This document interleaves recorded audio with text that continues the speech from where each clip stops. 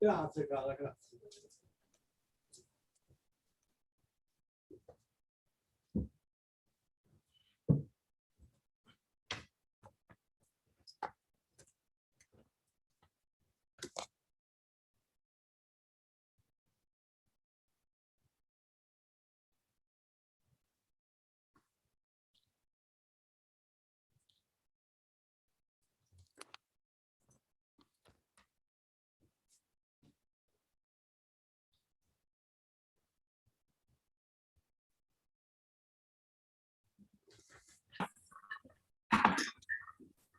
Good morning, everyone. Morning. Professor Santilli, good morning. Morning to you, Professor Gonzalez.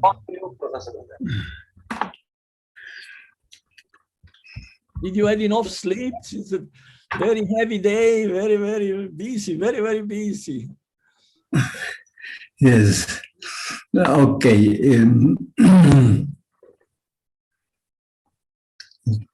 Wait a moment. Okay.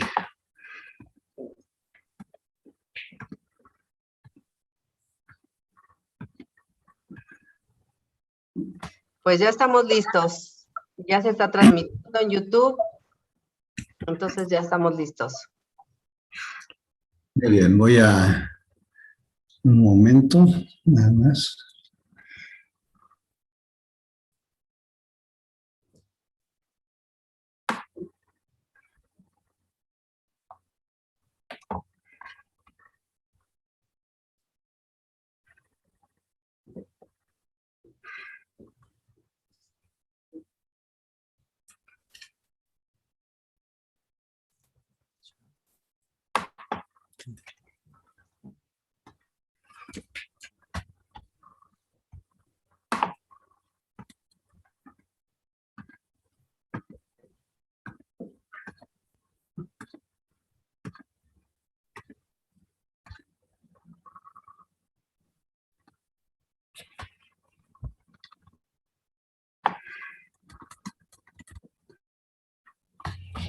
Okay, excuse me, I have not opened my file, but now.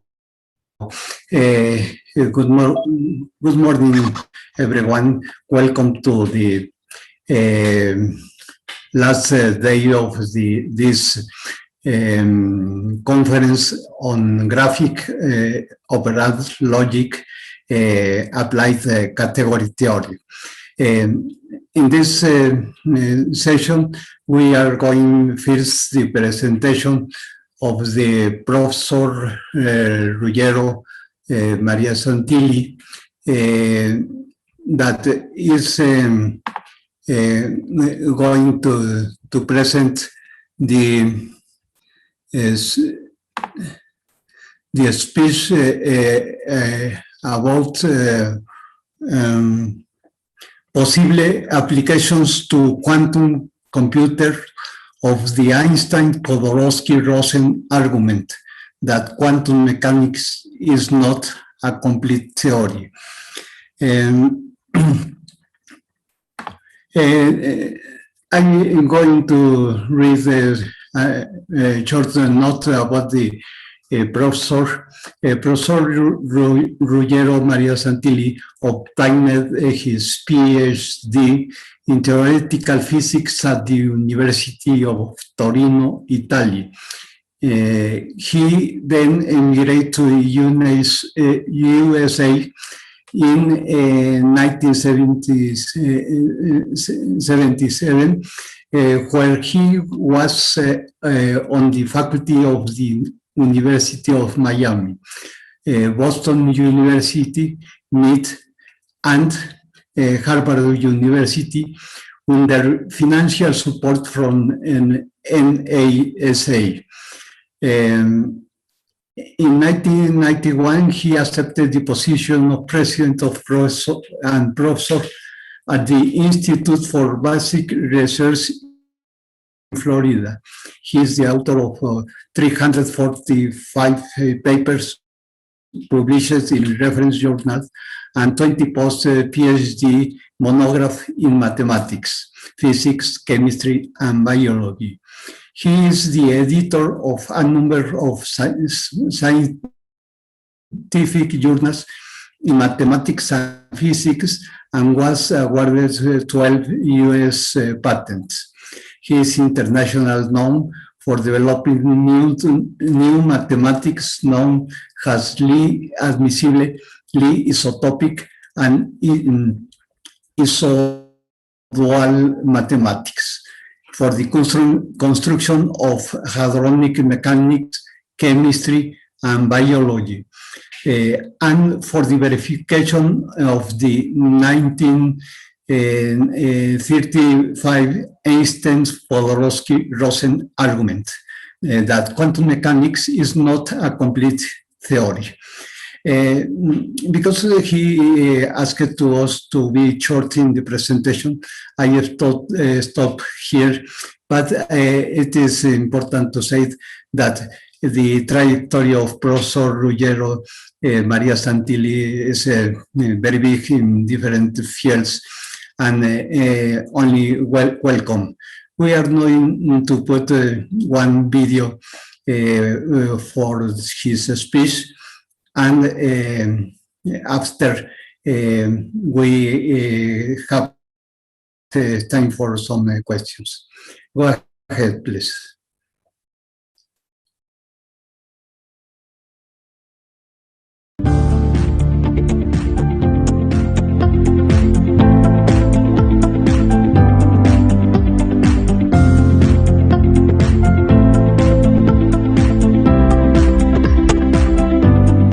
I would like to thank Professor Hilda Colin Garcia, as well as all members of the scientific and organization committees, for bringing to life this magnificent teleconference. I would like to dedicate my lecture to the memory of my friend, Professor Zbigniew Ociewicz, with whom I share some rather exciting scientific moment, exciting because at the edge of scientific knowledge. Professor Ociewicz was a strong supporter for our organization and conduction in 2020 of an international teleconference on the Einstein-Podolsky-Rosen argument that, quote, quantum mechanics is not a complete theory, end of quote. We did indeed held this international teleconference in September 2020, at which Professor Ociewicz was supposed to deliver the keynote speech with an overview of his very innovative scientific discoveries and development in various fields. Unfortunately, he died. In view of his interest for this teleconference, we, the scientific committee, decided to dedicate the proceedings to his memory, with a statement for the dedication for his independence and depth of scientific thought. Proceedings are in print at this moment at the Current and Associate in New York, and a free PDF download will be made available to all members of and all participants of this teleconference. I would like to indicate that the loss of Professor Ociewicz is not just a loss for myself, for his family members, for his friends and associates. Let's be honest to each other. We are at the edge of very serious environmental problems that have been caused by our inability as scientists of achieving clean, controlled nuclear fusion in about 75 years of research and investment of about $1 trillion of public monies. Additionally, we have been unable to even initiate the improvement of the combustion of fossil fuel. And we have other serious environmental problems that, in my view, as I hope to at least indicate briefly, they are directly connected to the lack of true implementation of the legacy by Einstein, Podolsky, Rosen, because the solution of those serious environmental problems require minds such as that by Professor Ociewicz, namely minds with the independence and depth of scientific thought. I have dedicated my research life to the study of the EPR argument that quantum mechanics is not a complete theory, since at the time of my graduate studies at University of Torino, Italy, in the mid-1960s. This was motivated by the fact that, in my view, despite justly historical successes in the representation of the experimental data of the structure of the hydrogen atom, particles in accelerator, and so many historical successes, quantum mechanics cannot represent the totality of the condition existing in the universe, because their complexity is beyond our imagination at this moment. I must confess that I had serious difficulties in preparing this lecture, because the field has now surpassed, to my knowledge, the mark of 100,000 pages of published research in favor and against. But there is also an additional reason for my difficulties. It is now established and admitted by experts in the field that the most important completion of quantum mechanics has to exit from the class of equivalence of quantum mechanics, which is the class of unitary transformation.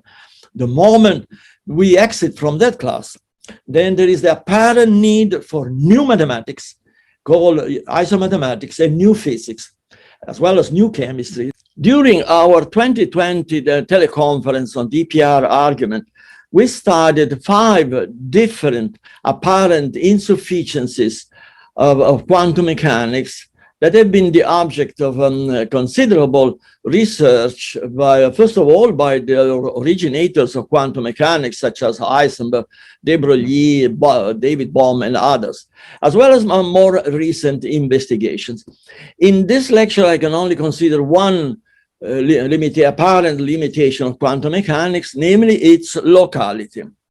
We believe that quantum mechanics can only represent particles as being point-like in vacuum. Since point particles have no dimension, that it follows that quantum mechanics can only admit action at a distance, potential interactions. Those ideas are embodied in the very structure of Schrödinger equation at the foundation of quantum mechanics. Why?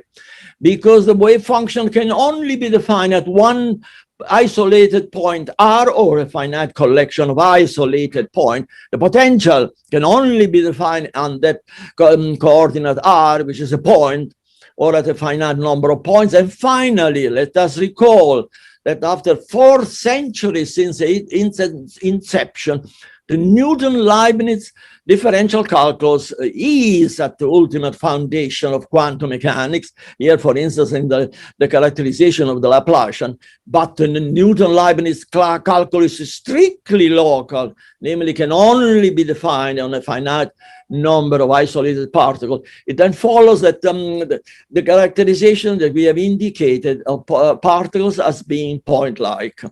We believe that such a characterization is of course of very large historical value, because it has been amply sufficient for the study of the problem addressed about 1 century ago, which is the structure of the hydrogen atom, subsequently followed by particles in acceleration, and an effective, valuable representation, a large number of systems that can be indeed correctly approximated as being composed by isolated particles in vacuum. However, it is our strong conviction that such a conception of quantum mechanics is basically insufficient to resolve our increasingly alarming environmental problem. Particularly, such a point-like conception of particle is insufficient for a consistent representation and therefore prediction of nuclear fusion, which is one of the main problems of contemporary society. Consequently, in this lecture, we shall study our main objective, namely the representation of particles, primarily hadrons, as being extended, but that's not enough. Therefore, being immersed within a physical medium. So here we depict in this picture a proton in the core of star, or you may think also a proton in the core of a large nuclei. that has been fused with another one, eventually to produce clean energy. In the transition from point particle to extended particles within the physical medium, you should know up front that there are rather structural differences that should be identified. The sooner, the better. In particular, the moment you admit a dimension, then in addition to actionality difference potential interactions that remain unchanged, you have to admit also contact interaction. Namely, it is important to consider the influence of the environment on the particle itself as historically first identified by the so-called non-local theory by the Prince Louis de Broglie and the physicist David Bohm. Allow me to go back in time. In 1978, I was at the Department of Mathematics of Harvard University, which is, as you know, is located in the Science Center, actually in the third floor of the Science Center, and my office was here.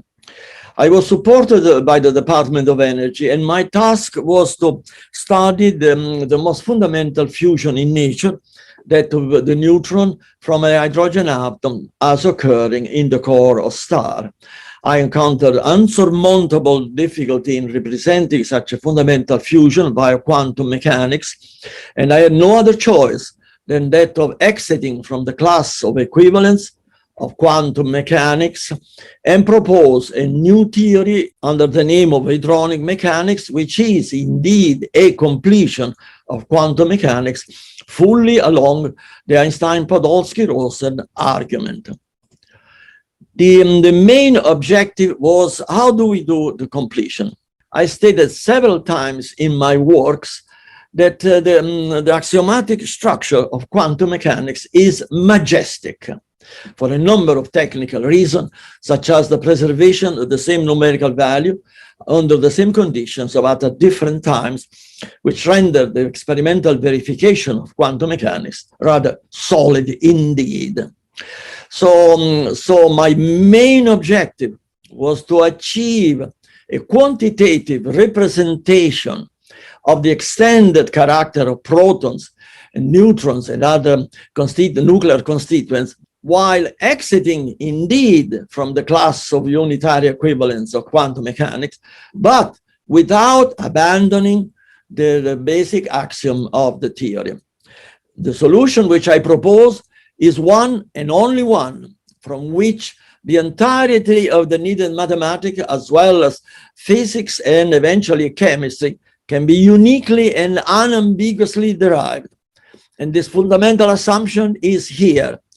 What I propose is the generalization, completion, if you want, of the very simple multiplication, associative product of quantum mechanics between arbitrary quantity A, B, such as between functional operators and so on.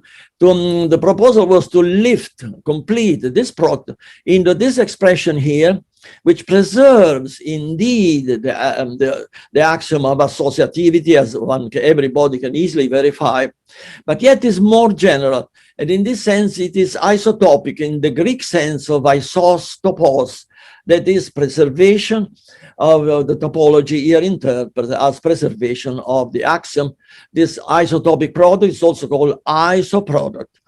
Now, and it is characterized by a new operator here indicated with T with a hat called isotopic element, which is subjected to one and only one restriction, that of being positive definitely, but while being otherwise, while having no restriction whatsoever on its in its functional dependence. Therefore, the isotopic element can depend on the wave function. Indeed, because we need nonlinear theory and nonlinear interaction in the wave function. And then, of course, a dependence on coordinates and momentum, and therefore a dependence on the energy. But then you see new dependence, such as a dependence on the density, the temperature, and the pressure of the medium in which the hadron is immersed. This is a basically new notion because the notion of density has appeared nowhere in the entire 20th century physics. But the moment you admit that the proton, the core of a star, or the proton inside a nucleus is indeed extended, you have to admit necessarily consider the influence from the density, the temperature, and the pressure. This assumption characterized a completion of 20th century applied mathematics, which is called isomathematics, and which is reviewed in this tutoring session that I indicated here at the bottom, and I cannot possibly review it here. And then this basic assumption uniquely and unambiguously characterized this completion of a Heisenberg time evolution, which looks essentially the same as the conventional Heisenberg equation.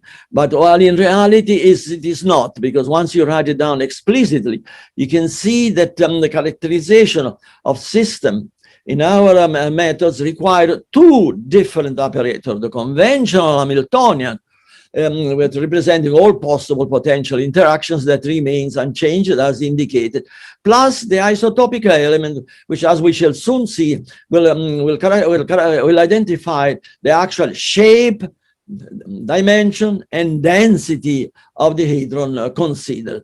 However, despite this structural difference from a physical viewpoint, if you go at the abstract level, there is no difference between isomathematics and applied mathematics, and there is no difference between isomechanics and quantum mechanics to such an extent that they can be expressed with the same notation.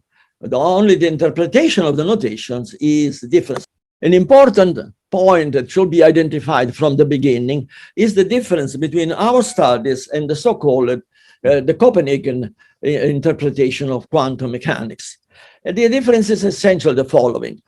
From a viewpoint of the abstract axiom, they are absolutely identical. This has been a major effort of our research.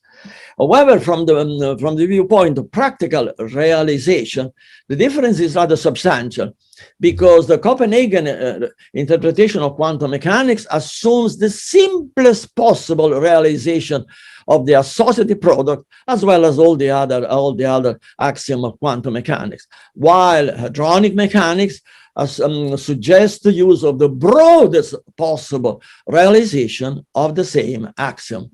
This difference can be seen also here in the isotopy of the Schrödinger equation, in which you see necessarily the need for two operators. And then very important to note that the final, after various simplifications, the final eigenvalue is an ordinary number. This is important to see that indeed hadronic mechanics can be subjected to conventional measurements. This main structure of hadronic mechanics were proposed in these two volumes of the Foundation of Theoretical Mechanics, which I wrote at Harvard, and were published from 1978 on by Springer-Verlag in Heidelberg. There are two volumes, and I have the links for both of them. Then after that, there have been many, very large literature, and I cannot possibly quote it here. Only my first volume of hadronic mathematical mechanics and chemistry of 2008, there are 60 pages of reference with either directly or indirectly significant for hadronic mechanics. Here I quote only my overview of the 2020 teleconference on GPR argument, which is 166 pages, and which is a rather vast literature. Let us pass to explicit realization, verifications, and applications of our isotopic methods.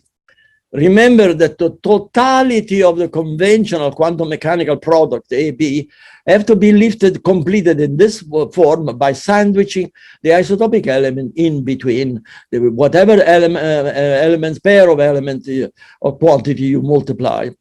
The isotopic element has this realization here in general, with a number of variations, of course.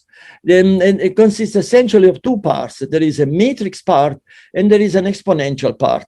The matrix part is in space-time and therefore represents the actual shape, dimension as well as the density of the particle itself, density being represented here by the quantity N4, which is normalized to volume 1 for the point-like particles such as for the electrons. The second part, which is the exponential part, is given by minus. This minus is extremely important for applications such as, for instance, for the recovery of Einstein determinism in a progressive way in the structure of hadron nucleon star, as well as gravitational collapse that we studied in detail at 2020 teleconference. And the function gamma as an arbitrary functional dependence on any neither local quantity. It is in general nonlinear, non-local. The idea represented by this isotopic element is the following, that as we shall soon see, an electron can fill up the entire universe because the wave function is identically zero only at infinity. But then whenever you have two electrons, they are in mutual penetration, one inside the other. It then follows that such mutual penetration implies the emergence of contact interactions that are precisely represented by this exponent with a capital gamma. This realization of the isotopic element has permitted us to perform the transition from the idealistic representation of nuclei permitted by quantum mechanics, such as ideal sphere with isolated point inside, transition from such an idealistic conception to the actual representation of nuclei as they are in the physical reality according to incontrovertible experimental evidence. Namely, nuclei are composed by extended charge distribution of proton and neutron in condition of partial mutual penetration, because according to experimental data, the sum of the volume of the proton and neutron of a nuclei is bigger than the volume, measured volume of the nucleus as a whole, with ensuing non-interaction, basically new interactions that are not derivable from a potential, that apparently consist of the first known explicit and concrete realization of strong interactions. In particular, I shall indicate that David Bohm has been one of the most influential physicists in my life. Indeed, I did conceive this isotopic product specifically to achieve explicit and concrete realization of David Bohm's idea that quantum mechanics has indeed hidden variable. David Bohm was correct, with the following clarification, that within the context of the Copenhagen realization of a quantum mechanical axiom, as indicated before, there is no possible explicit and concrete realization of the hidden variable. However, when we realize the axiom of quantum mechanics in the most general possible form, then yes, indeed, there is the emergence of explicit and concrete hidden variable, which is directly represented by the isotopic element. Let us recall the vast experimental evidence accumulated in 1 century, according to which two particles that had been entangled together, that had been bonded together in a single state for a certain period of time, and then they are spatially separated, they continue to influence each other at arbitrary distances, including astronomical distances.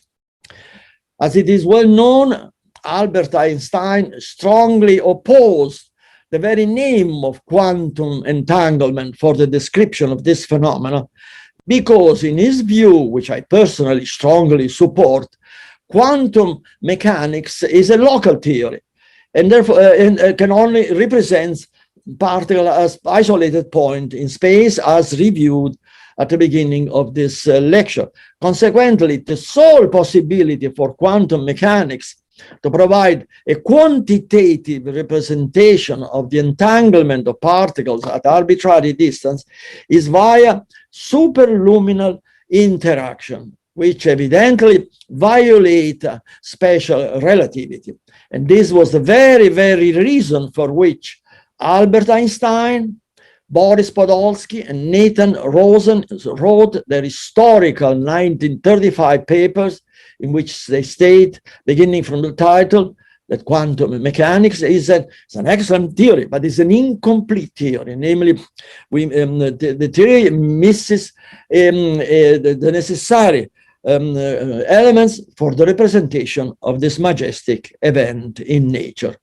In this view, I outline the quantitative representation of the entanglement of particles at arbitrary mutual distances, which I introduced in the 2020 teleconference on the EPR argument, and which I proposed to be called EPR entanglement, because Einstein-Podolsky roses are indeed the originators of all these studies. This EPR entanglement is conceptually elementary, but its quantitative representation has been so complex to have required about half a century of studies. What is the conception of this EPR entanglement? The EPR entanglement is based on the experimental evidence that the wave packet of any particle, beginning with the electrons, becomes very, very weak or virtually ignorable after 10 to the minus 13 centimeters. However, the wave packet becomes identically null only at infinity. As a consequence, all particles are in continuous and instantaneous communications via the overlapping of their wave packet without any need for subliminal communications or interactions.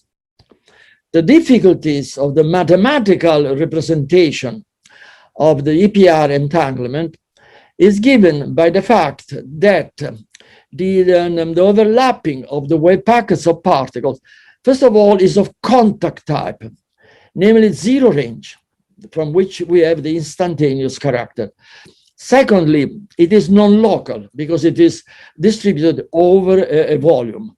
And finally, it is absolutely not representable with a Hamiltonian, because actually it is topological, algebraically, and any other way conceptually beyond any hope of representation via the Hamiltonian.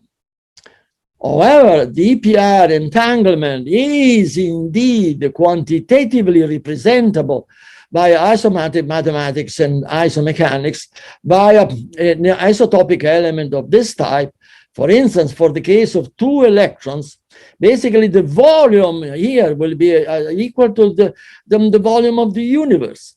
And the non-linear, non-local, and non-Hamiltonian character of the interactions is represented by the exponential terms, in particular by the integral differential quantity, which is presented with the letter gamma. I would like now to outline the main aspect in the use of the preceding isotopic methods for the numerically exact and time invariant representation of the anomalous value of the magnetic moment of the muons. This representation is currently available in this IBR preprint. Remember the connection between magnetic moments and spin, which is done through the so-called G factors. Therefore, experimental values can be ultimately reduced to numeric value of the G factors. And in fact, here we have on the actually measured value of the G factors for the muon compared to the G factor of the muon, which is predicted by quantum electrodynamics, resulting in a distinct difference, which is reported here, the first in history to the best of my knowledge. Those numeric values are the results of extremely accurate and repeated experiment conducted at Fermilab. There is a considerable volume of literature in the field, which is easily identifiable in the internet.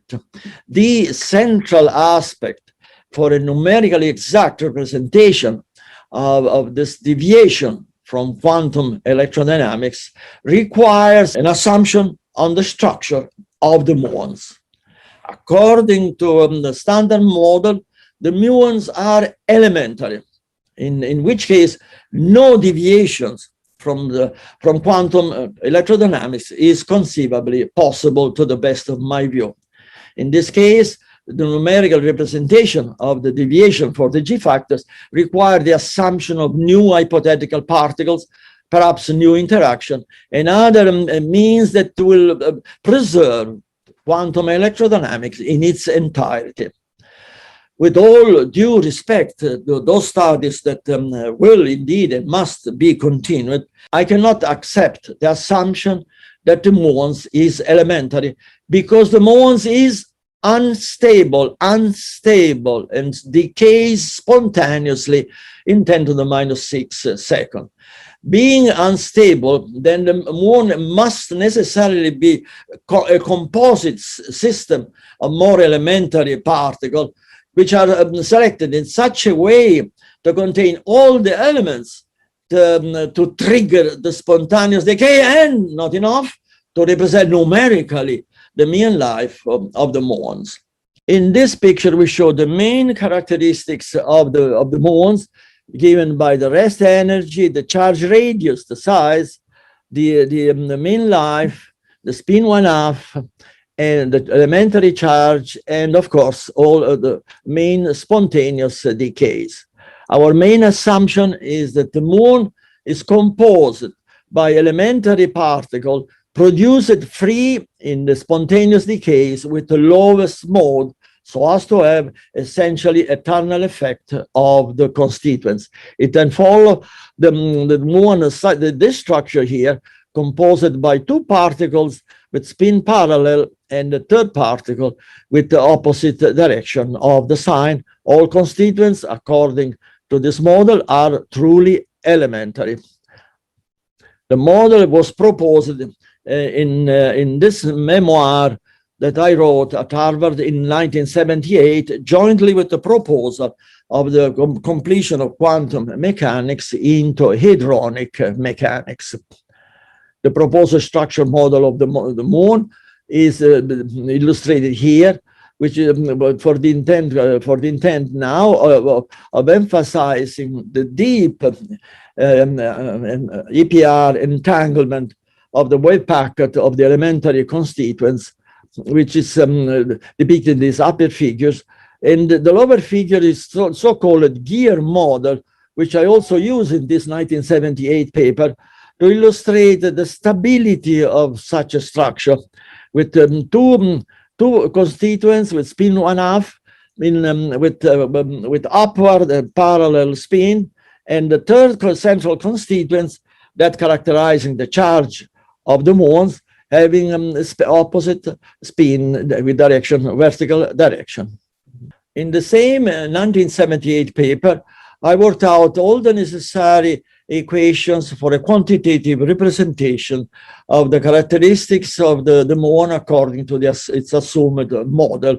In the first approximation, that is a two-body bound state of isotopic type, of course, namely bound state of a positronium and a positive or negative electron.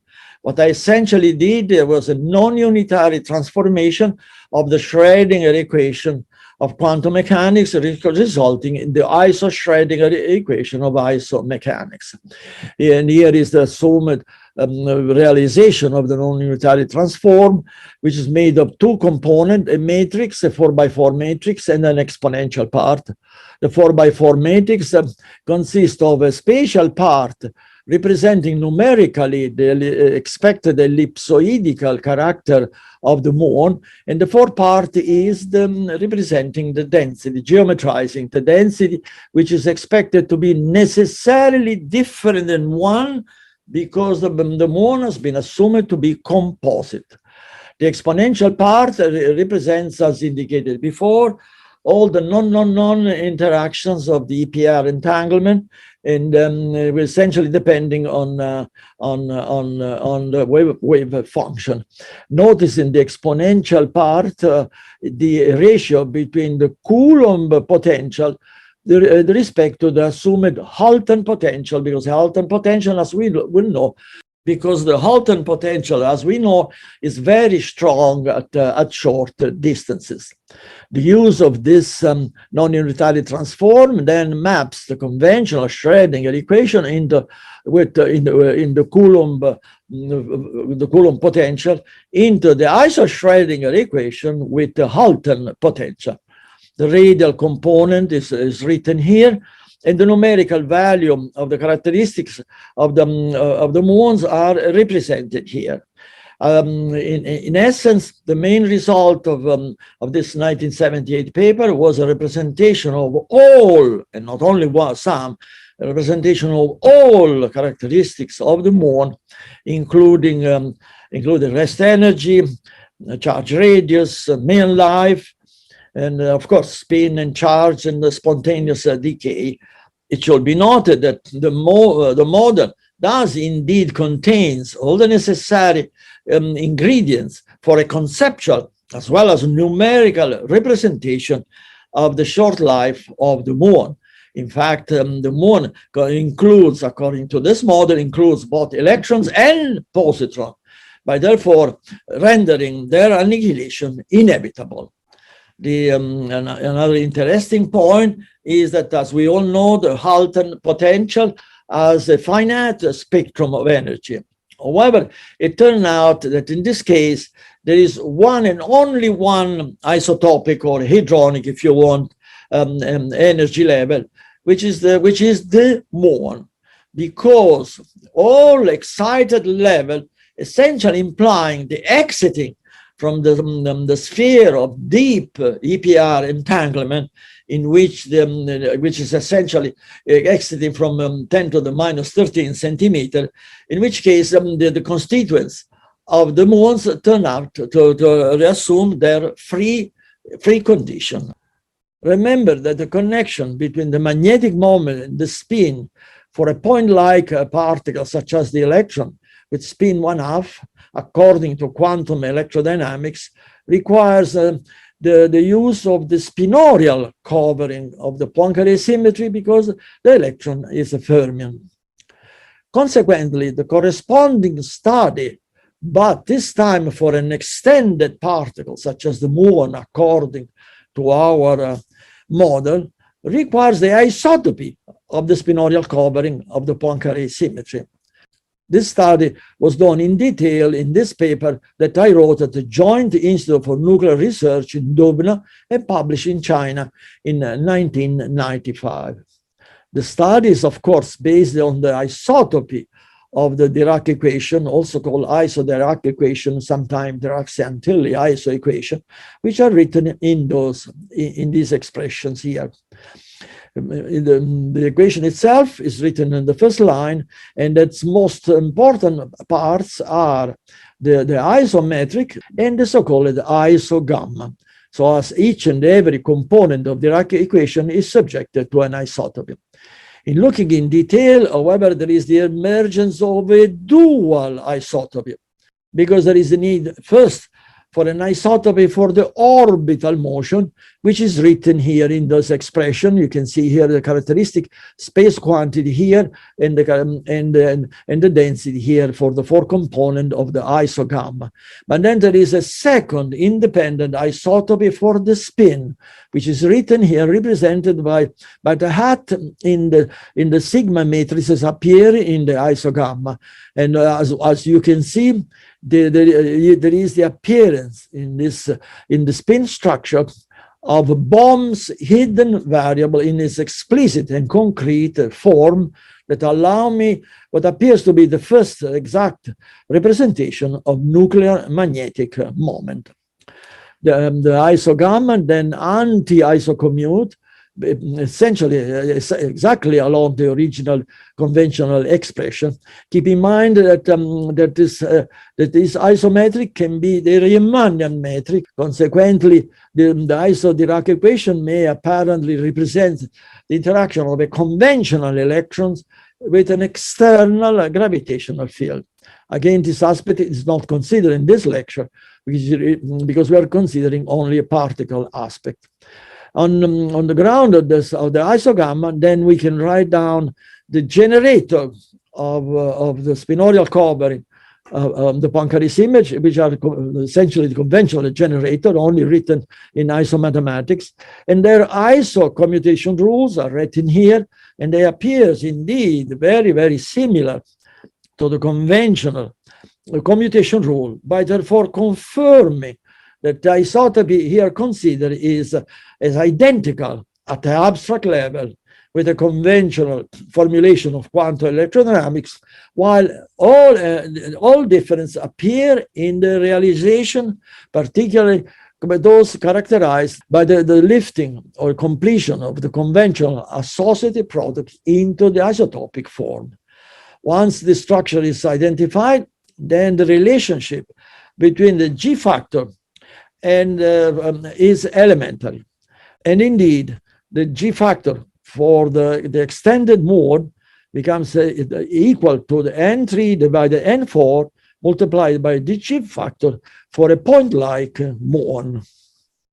Following the isotopic method outlined in the preceding slides, the numerical exact and time invariant representation of the anomalous magnetic moment of the muon has been reached in this IBR preprint, which is available to colleagues interested in the field for comments, criticism, or suggestions. The first important aspect is the energy balance. Note that the rest energy of the muon is about 107 MeV. The sum of the rest energy of the three structural electrons is instead about 1.3 MeV. This implies a mass excess, not a mass defect, a mass excess or an energy excess of about 104 MeV, under which the Schrödinger equation is inconsistent as established for the synthesis of the neutron from a proton and an electron occurring in the core star, in which case the rest energy of the neutron is 0.782 MeV heavier than the sum of the mass of the proton and the electron. Under such a mass excess, the Schrödinger equation becomes inconsistent for a number of technical reasons. This inconsistency is resolved by the ISOR renormalization, out of which we can extract the numeric value of the density of the muon according to our model, which is given by the sum. The rest energy of the constituent divided by the total rest energy of the state. And this is the final value obtained for N4. Notice it is very small. After that, we use the relationship with the G factor for the extended particle compared to the point-like particle, resulting with the numeric value of the ratio N3 divided by N4, which is given here, of course, following the use of the experimental value of the G factor indicated above. An introduction of a normalization for the space and characteristic quantity then allows the identification of the numeric value of all of them, which essentially indicate the emergence of an extremely prolate structure, which was indeed expected, because the moment we assume that the muon is a bound state of 3 electrons, the electrons are point-like, and therefore in the ground state, the muon is essentially a flat entity. And thus imply this is show the reason for the very small value of the N3 quantity. In conclusion, the preliminary calculations via the use of isotopic methods appears to produce a representation of all characteristics of the muon, not only the rest energy, the charge radius, the mean life, the spontaneous decay, etc., as indicated before, but also its anomalous magnetic moment, while preserving the basic axiom and structure of quantum electrodynamics and merely subjecting them to an isotopic completion, or if you want, generalization with regards toward the product. In closing, allow me to bring to your attention the fact that the isotopic methods that have been indicated in this lecture appears to allow a novel conception of computers somewhat significantly beyond the notion of quantum computers that, in my view, should be called EPR computers. Essentially, this further advancement brings, in a rather intriguing and stimulating way, brings the EPR computer rather close to, mathematical at least, to the conception of life, which has been studied at the 2020 teleconference in the EPR argument, essentially representing living organisms as being constituted by extended constituents in continuous and instantaneous communications through their wave packet. And in fact, an EPR computer will essentially consist of electrons as well as other components in continuous and total communications, as a result of which the EPR computer will be a single integrated, totally interconnected machine. In addition to the indicated, the stimulating possibility of at least beginning to approach the structure of life, EPR computer will have rather distinct advantages over quantum computers, such as faster computation, better cybersecurity, and an increased efficiency. Let's see the reason why we will have the above significant advances. Let us see the reason why there are expectations that what I call EPR computer may indeed be able to do calculation much faster than quantum computer. Let us recall that the EPR computer will be designed by the use of isomathematics, and isomathematics is based on the iso-associative product or iso product that I recall here, where the quantity sandwiched in between the product is called the isotopic element. And at the bracket of the theory of those of the Lee-Santilli algebra, namely they are conventional Lie algebra, but the sandwiching of whatever the isotopic element T in between all product. Let's finally recall that the isotopic element has a value which is dramatically smaller than 1. This according to all calculations that we have done so far. This is due to the fact that, as we remember, there is a minus sign here in the exponent representing the contact, nonlinear, non-local, and non-Hamiltonian interactions, and where the quantity, integral differential quantity gamma is positive, definite, but with an arbitrary functional dependence on all needed variables. In view of this extremely small character of the isotopic element, then it's very easy to prove a lemma according to which a conventional, canonical, strongly divergent perturbative series with respect to a parameter W much bigger than 1, then such the strongly divergent series can always be turned into a strongly convergent series. And actually, the convergence is so fast that usual approximation at the second or the third term of the expansion is sufficient to provide rather accurate results.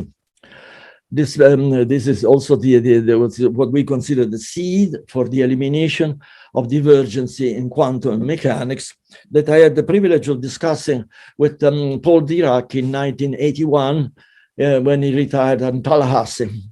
Dirac was extremely interested to this possibility because, as you may know, he strongly opposed the removal of infinity via the use of infinity, and suggested the completion of quantum mechanics suitable for the removal of such divergence. He expressed a serious interest. Unfortunately, he died soon thereafter And I believe the history of physics would have been different if he had lived a few more years. To study this possibility, I would recommend first to look at from chapter 4 on of my Foundation of Hadronic Chemistry, in which essentially I proved the last statement of the EPR argument, namely that the wave function of quantum mechanics and therefore quantum chemistry cannot represent all elements of reality in their view.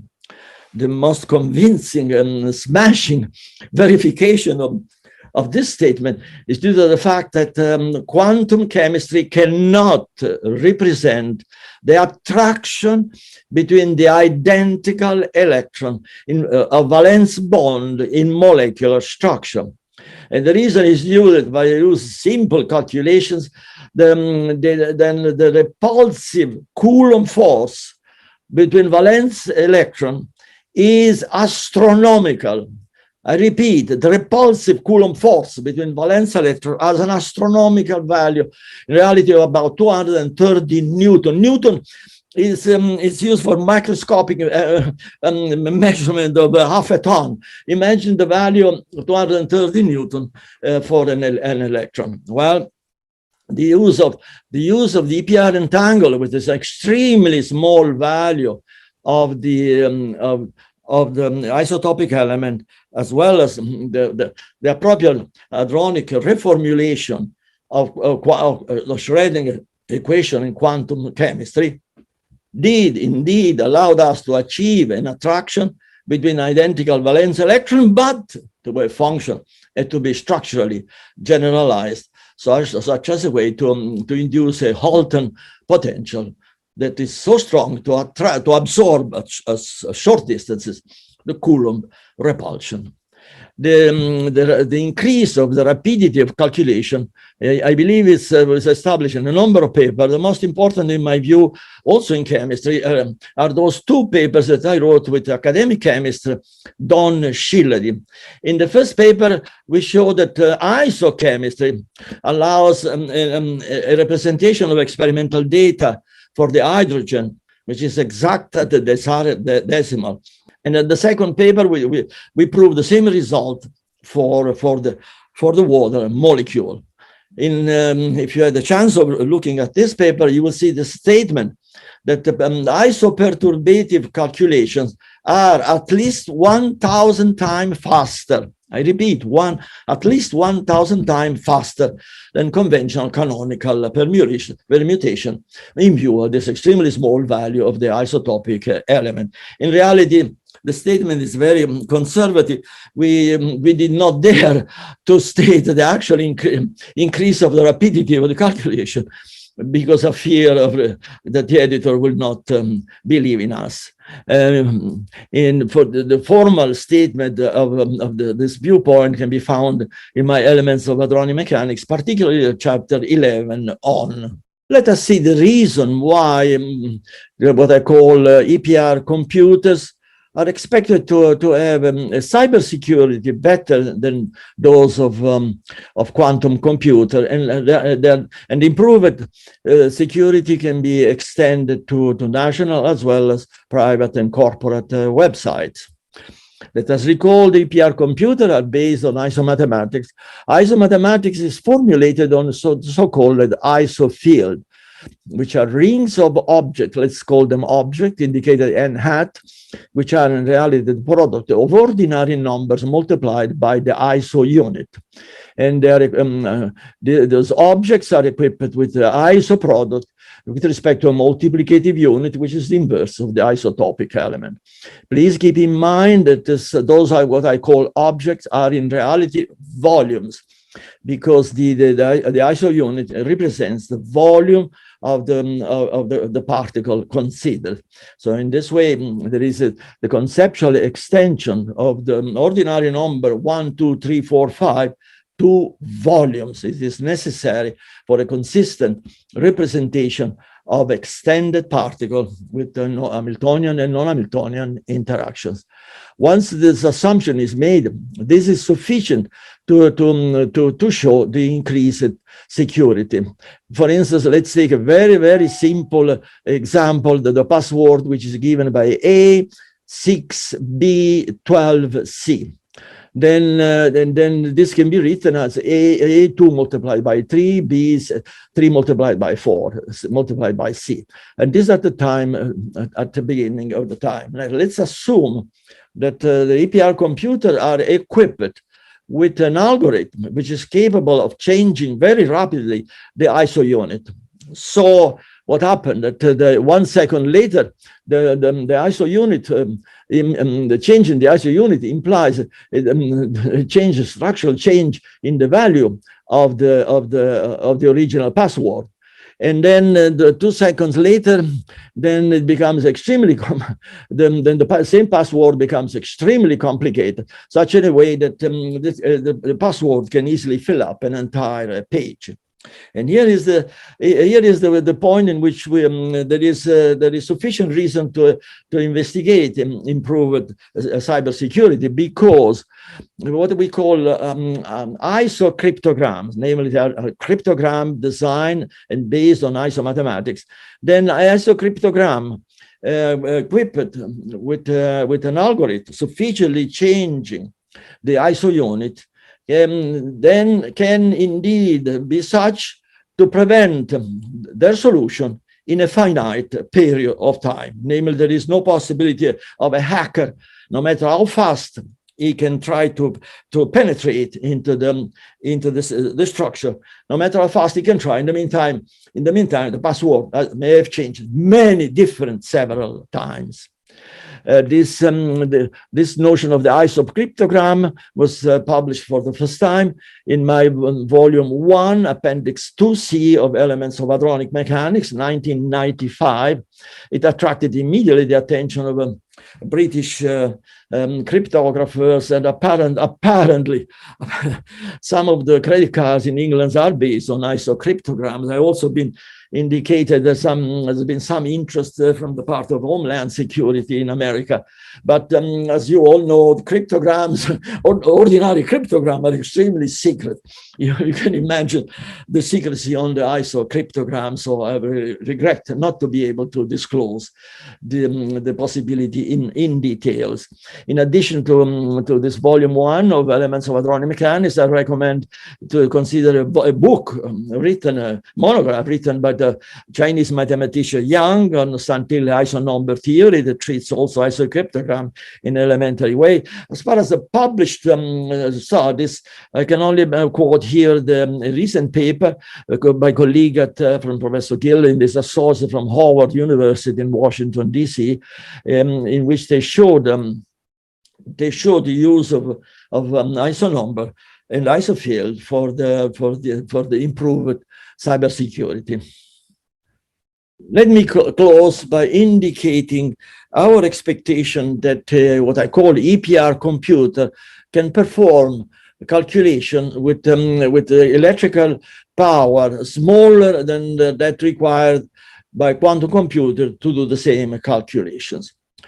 The best way to see this possibility is to consider this conception of living organisms, thanks to the use of the isotopic branch of hypermathematics, that essentially represents a living organism as being composed by a large number of constituents that are in continuous, instantaneous communications through the overlapping of their wave packets. Among the mystery of life, one of them that, of course, has attracted a number of scientists is the extreme efficiency of a living organism, such as, for instance, birds, after eating a few seeds, can fly for 1,000 kilometers. This is absolutely incredible, one of many incredible things in our universe.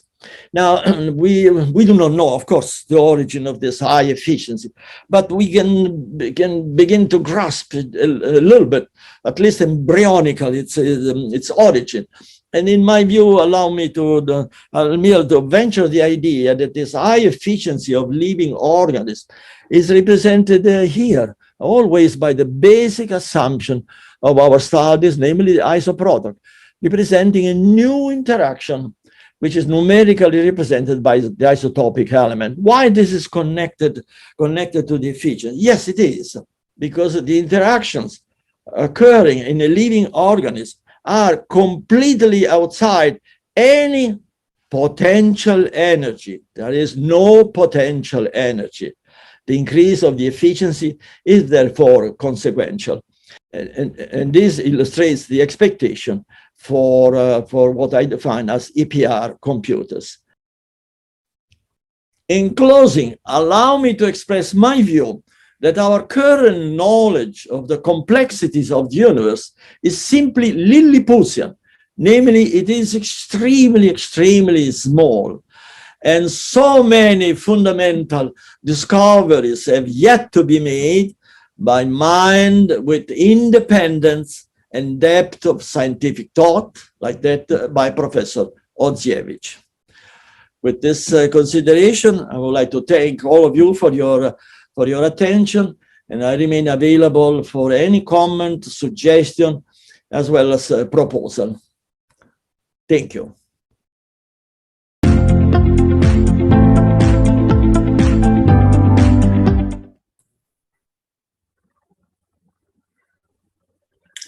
Okay, thank you very much to Professor Santilli. In view of the time suggested by him, we are going to translate the discussion of this presentation to the afternoon session. Then here is one idea about how we can discuss about it. Thank you very much, Professor Santilli. And in the idea of the organization, you are going to be the chairman of this section. Then can you present to the next speakers? Yes, indeed. It's a pleasure to present Professor Michael Hitter and Professor Nick Rossiter to deliver a talk entitled Particle Physics Viewed from a Category Theory. Thank you. Do you have my slides? I sent them in.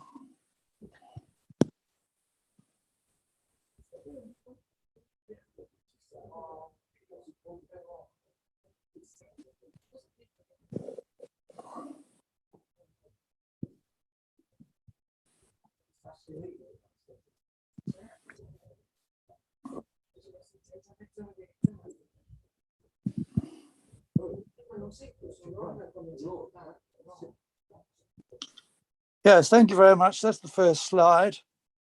I'm dealing with the three levels. The universe, of course, is not a Euclidean receptacle, but is a topos. There are no straight lines, no points. And this is the first level, which is most of mainstream science seems to be. And so elementary particle physics has got to move up to. This is the first level with the Yang-Mills group theory, which I think ought to be now done on with monoids.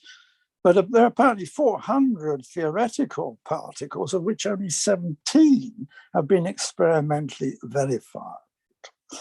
The problem is it relies on set theory and Boolean logic, which Alfred North Whitehead with Russell produced in 1912 and then repudiated. Whitehead was keen to repeat the letter from Frege when Russell told him about his paradox.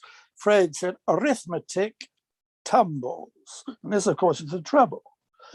Number is just first order and very valuable, very powerful, but really just a local theory, always, because of its not got the proper logic of the universe.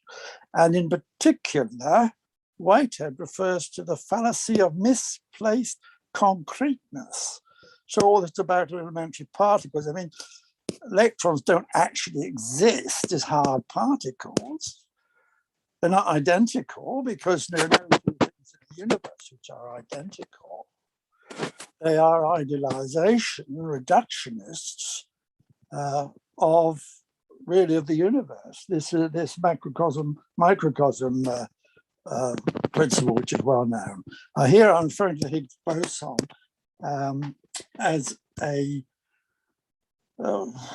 shorthand for all of Big Bang theories and inflationary descriptions of the universe. So this is a bottom-up version where the Higgs boson is supposed to be at the bottom and is the originator of mass, whereas in fact the universe has no bottom. It is a topos. It has a top, a terminal object, but no bottom. Perhaps we can look at the next slide. Is it possible to move on to the next slide?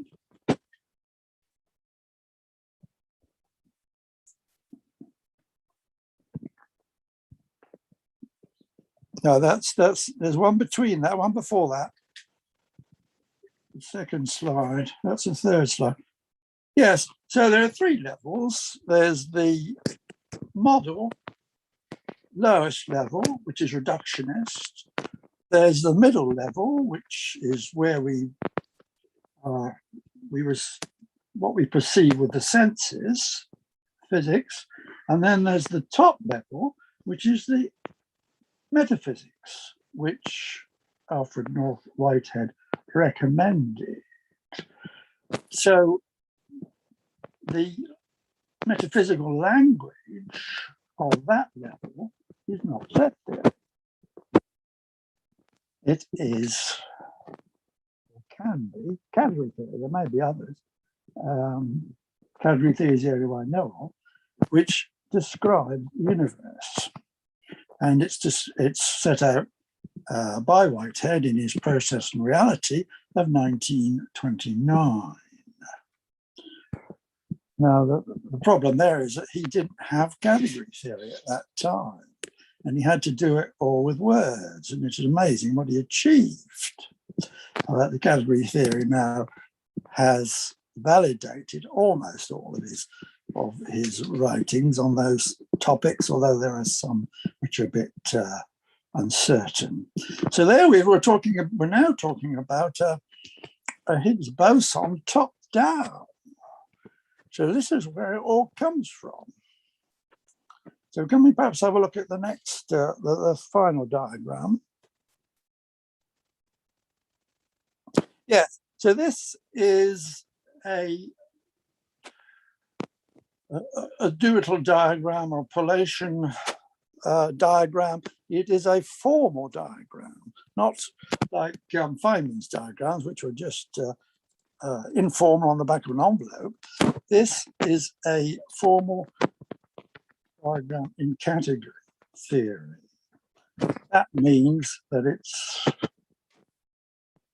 it can, well, like any formal piece of mathematics.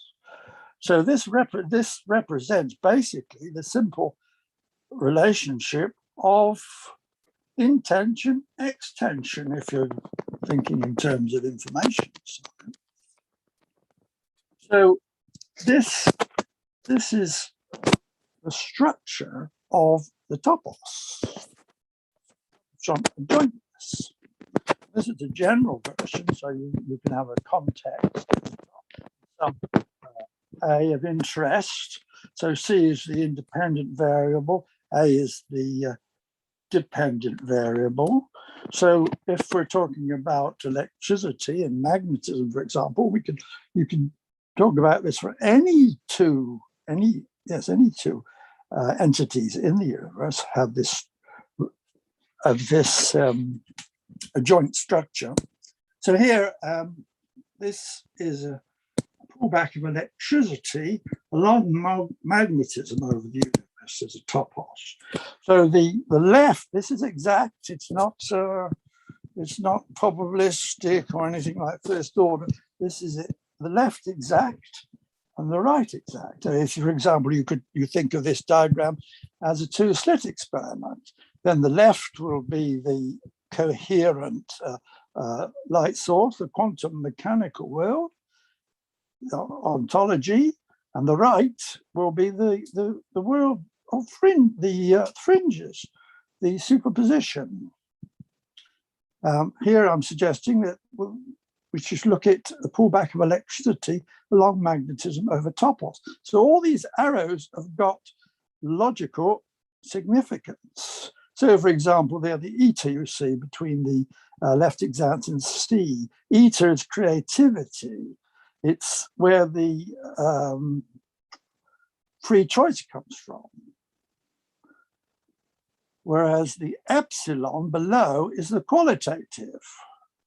So in this example of electricity, C is the independent variable. So that's why you can have electric monopoles, whereas the magnetism, which is the dependent one, and the A is, of course, restricted to dipoles. So the epsilon there will cover all the, or include all the colors and ups and downs and so on of elementary particles. Now, what I find very interesting are the arrows. Oh, there's also, I might mention as in passing, the arrow which I haven't got between C and A, that's between electricity and magnetism, because of course there's no orthogonality in the universe, it's all one. And in fact, the effect, it looks as though the effect of electricity and magnetism, it gives you the strong force. But here, I'm particularly interested in the Higgs boson type particle, which is the existential there. That you see that existential arrow from left to right. So that is actually the Higgs boson coming down from above. Category theory is really above the universe in the sense that it's a closure of the universe, and that the universe is an instantiation of category theory. So this is the Higgs boson. And if you look then below at the, well, the delta is a diagonal, that is the way it's all put together. But the universal, the A at the bottom, what's that? Well, that's all the Higgs bosons that provide you with matter, not just mass. So the universal is gravity.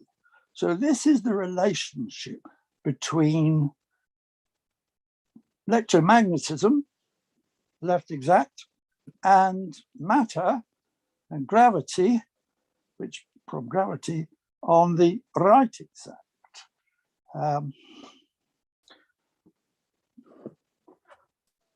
So that's really all I want to say, because that sums it up. I don't know how often you've seen gravity down. I mean, Newton, all Newton did really was to explain the mathematics in the inverse square law for Euclidean space. He didn't produce gravity, but this is where gravity comes from. So thank you very much.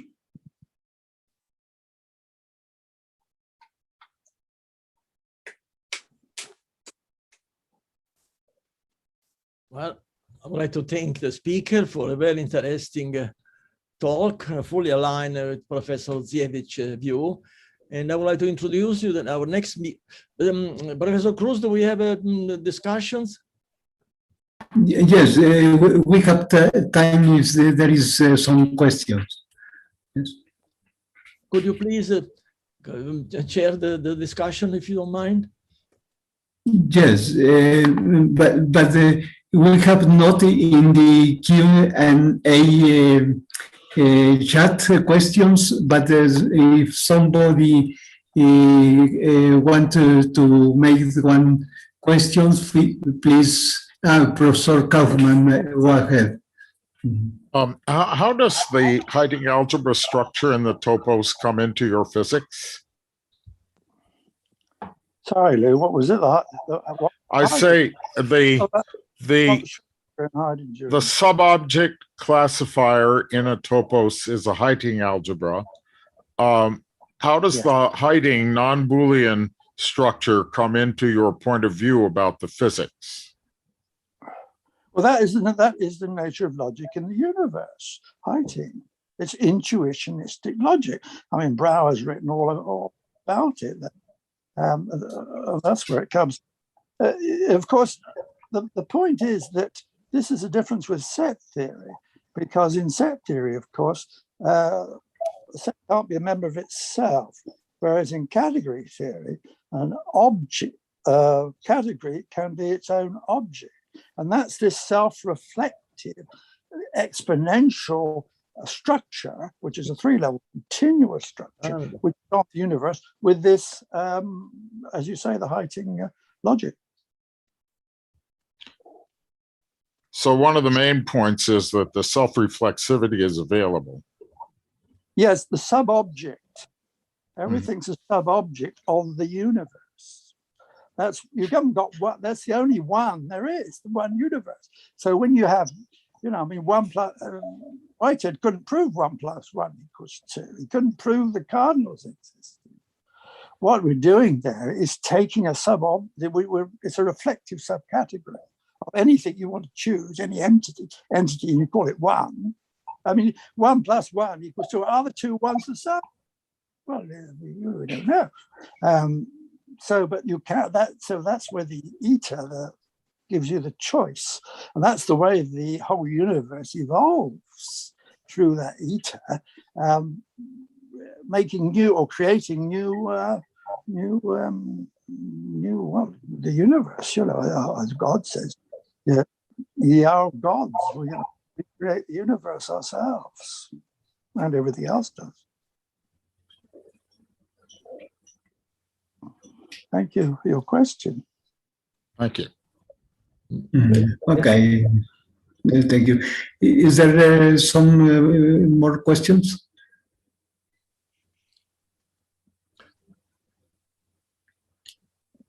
No? Okay, Professor Santilli, go ahead, please. Well, it's a pleasure to introduce you, Professor Riccardo Gaetan Lozano, with a speech entitled El modello estándar de la física de partículas.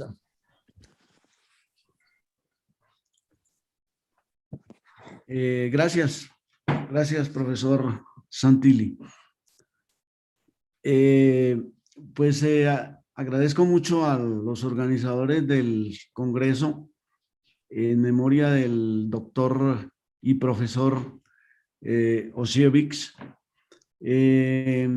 a quien conocí durante varios años en el Departamento de Física de la Facultad de Estudios Superiores Cuautitlán. El profesor Osiewicz llegó en el año de 1993, invitado por el doctor Jaime Keller, que en esa época era el director de la facultad. Yo llegué en 1995 y a partir de ahí pues estuve interactuando en varias oportunidades con el profesor Osiewicz. Creo que puedo compartir pantalla, ¿verdad? Sí, puede compartirla. Gracias.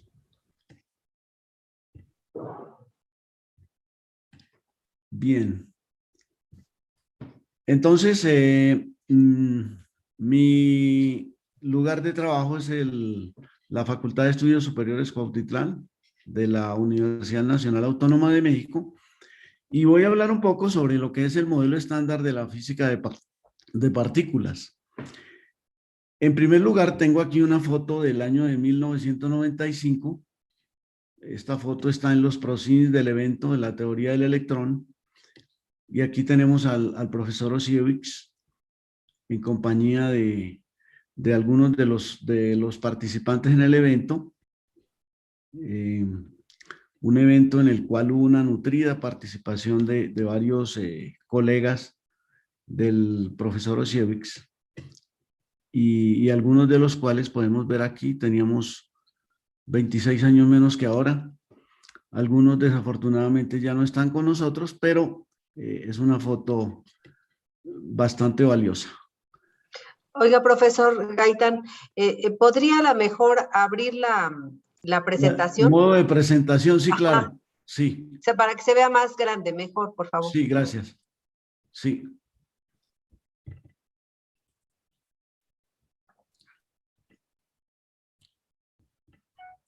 ¿Sí se ve mejor? Yo creo que si le pone, ya ve que la parte de abajo del lado derecho está para que se vea completa, ¿no? Pantalla completa, es ahí abajito. A ver, no la encuentro.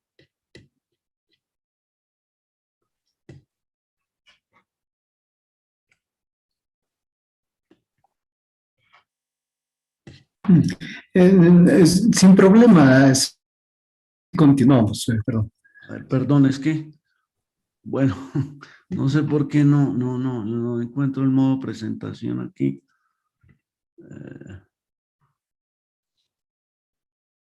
Es el que dice reproducir desde el principio.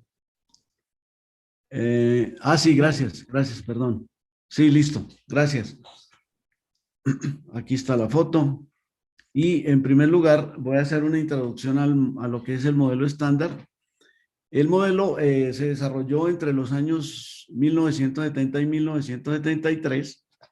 Sabemos que es una teoría cuántica de campos que describe el comportamiento de las partículas fundamentales y las interacciones a través de teorías de gauge y teorías de grupos. Hasta la fecha lo que se ha encontrado es que casi todas las pruebas experimentales de las tres fuerzas que describe el modelo están de acuerdo con las predicciones. Los artículos pioneros de esta teoría fueron formulados por Sheldon Lee Glashow, Steven Weinberg y Abdus Salam.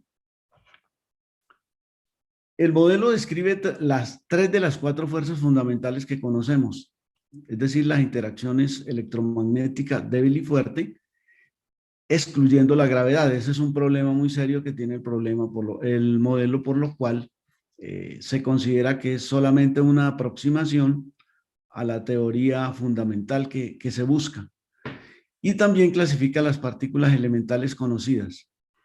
La formulación, tal como se conoce, finalizó a mediados de la década de los 70 mediante la confirmación experimental de la existencia de los quarks. Desde entonces, la confirmación del quark top en 1995 en el Fermilab, el neutrino del tau en el año 2000 y el bosón de Higgs en 2012 han dado una mayor credibilidad al modelo estándar. Aquí tenemos una gráfica de los bloques constituyentes de la materia y de las fuerzas fundamentales. Los quarks en tres familias, lo mismo que los leptones, y las fuerzas fundamentales a través de los bosones ZW, gamma, o sea el fotón, y los gluones, son las tres fuerzas que describe el modelo. Nos falta la fuerza gravitacional que, como les digo, no está incluida en el modelo estándar. Desde el punto de vista de la estructura matemática, el modelo es una teoría de campos de gauge que contiene las simetrías internas a través del producto directo de los grupos especial unitario de matrices 3×3, que contiene las interacciones de color de la cromodinámica cuántica. El modelo es el grupo de CU2 de las interacciones débiles y el grupo U1 de la hipercarga. Este grupo, al efectuar el rompimiento espontáneo de la simetría, de lo que voy a hablar más adelante, se reduce al grupo SU3 de color y el grupo U1 del electromagnetismo. Entonces, en el grupo SU3 está contenida o describe la cromodinámica cuántica y el producto directo del grupo SU2 de interacciones débiles por el U1 de la hipercarga describe las interacciones electrodébiles. Las partículas, entonces, desde el punto de vista de los mediadores de las interacciones, son las partículas de spin 1, que son bosones de Gauge asociados con las interacciones fundamentales. Tenemos los gluones para las interacciones fuertes, son 8, y los 3 mediadores de las interacciones débiles, que son los bosones W1 con carga positiva, otra con carga negativa, y el bosón B. También tenemos el sector de fermiones, donde los campos fermiónicos se pueden dividir en componentes separadas, debido a que es una teoría quiral. Tenemos los electrones, los muones, los tau y las correspondientes antipartículas. Y adicionalmente los neutrinos del tipo electrón, muón y tau. También obviamente las componentes para los quarks, descritas de la misma manera. De manera que un campo fermiónico lo podemos escribir en términos de sus proyecciones izquierdas y derechas. La proyección izquierda, 1/1 menos la matriz gamma 5 por el campo psi, y la componente de quiralidad derecha, 1/1 más gamma 5 por el campo fermiónico. Los números cuánticos, entonces, de acuerdo a esta estructura de grupo de Gauge que tiene el modelo, se puede escribir de la siguiente forma. Los leptones vienen dados en campos que son dobletes o que transforman como dobletes del grupo SU2 y tienen quiralidad izquierda. Y también en las componentes derechas, cuya composición, o más bien cuya estructura en términos de números cuánticos son estas. Los dobletes son, por un lado, o más bien los leptones son singletes del grupo SU3, dobletes del grupo SU2, y la hipercarga es -1 para los leptones izquierdos. Para los leptones derechos, entonces, las componentes derechas son singletes de SU3, singletes de SU2 e hipercarga -1. En el sector de quarks tenemos también que son tripletes del grupo SU3, dobletes de SU2, tienen hipercarga +1, y en las componentes derechas tenemos que son tripletes de SU3, singletes de SU2, y la hipercarga es más 4/3, para los que tienen carga +2/3 en unidades de la magnitud de la carga del electrón.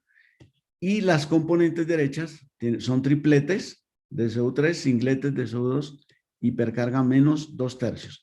Esta es la estructura que tienen los campos fermiónicos, tal como los describe el modelo estándar.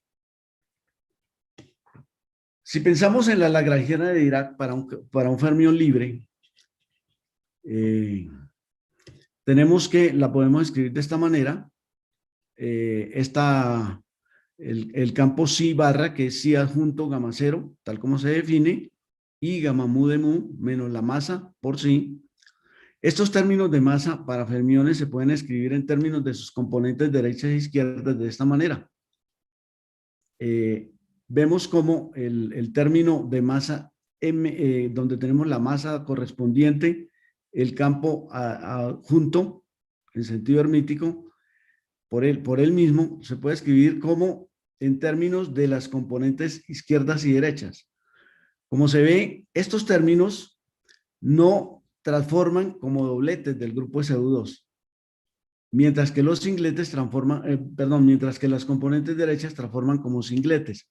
De manera que estos términos que tienen psi barra R, psi L, no son singletes de SU2, y en estos términos no sería invariante la lagrangiana, lo cual no es satisfactorio. Por lo tanto, estos términos, para que sean invariantes ante el grupo SU2, tienen que tener masa 0.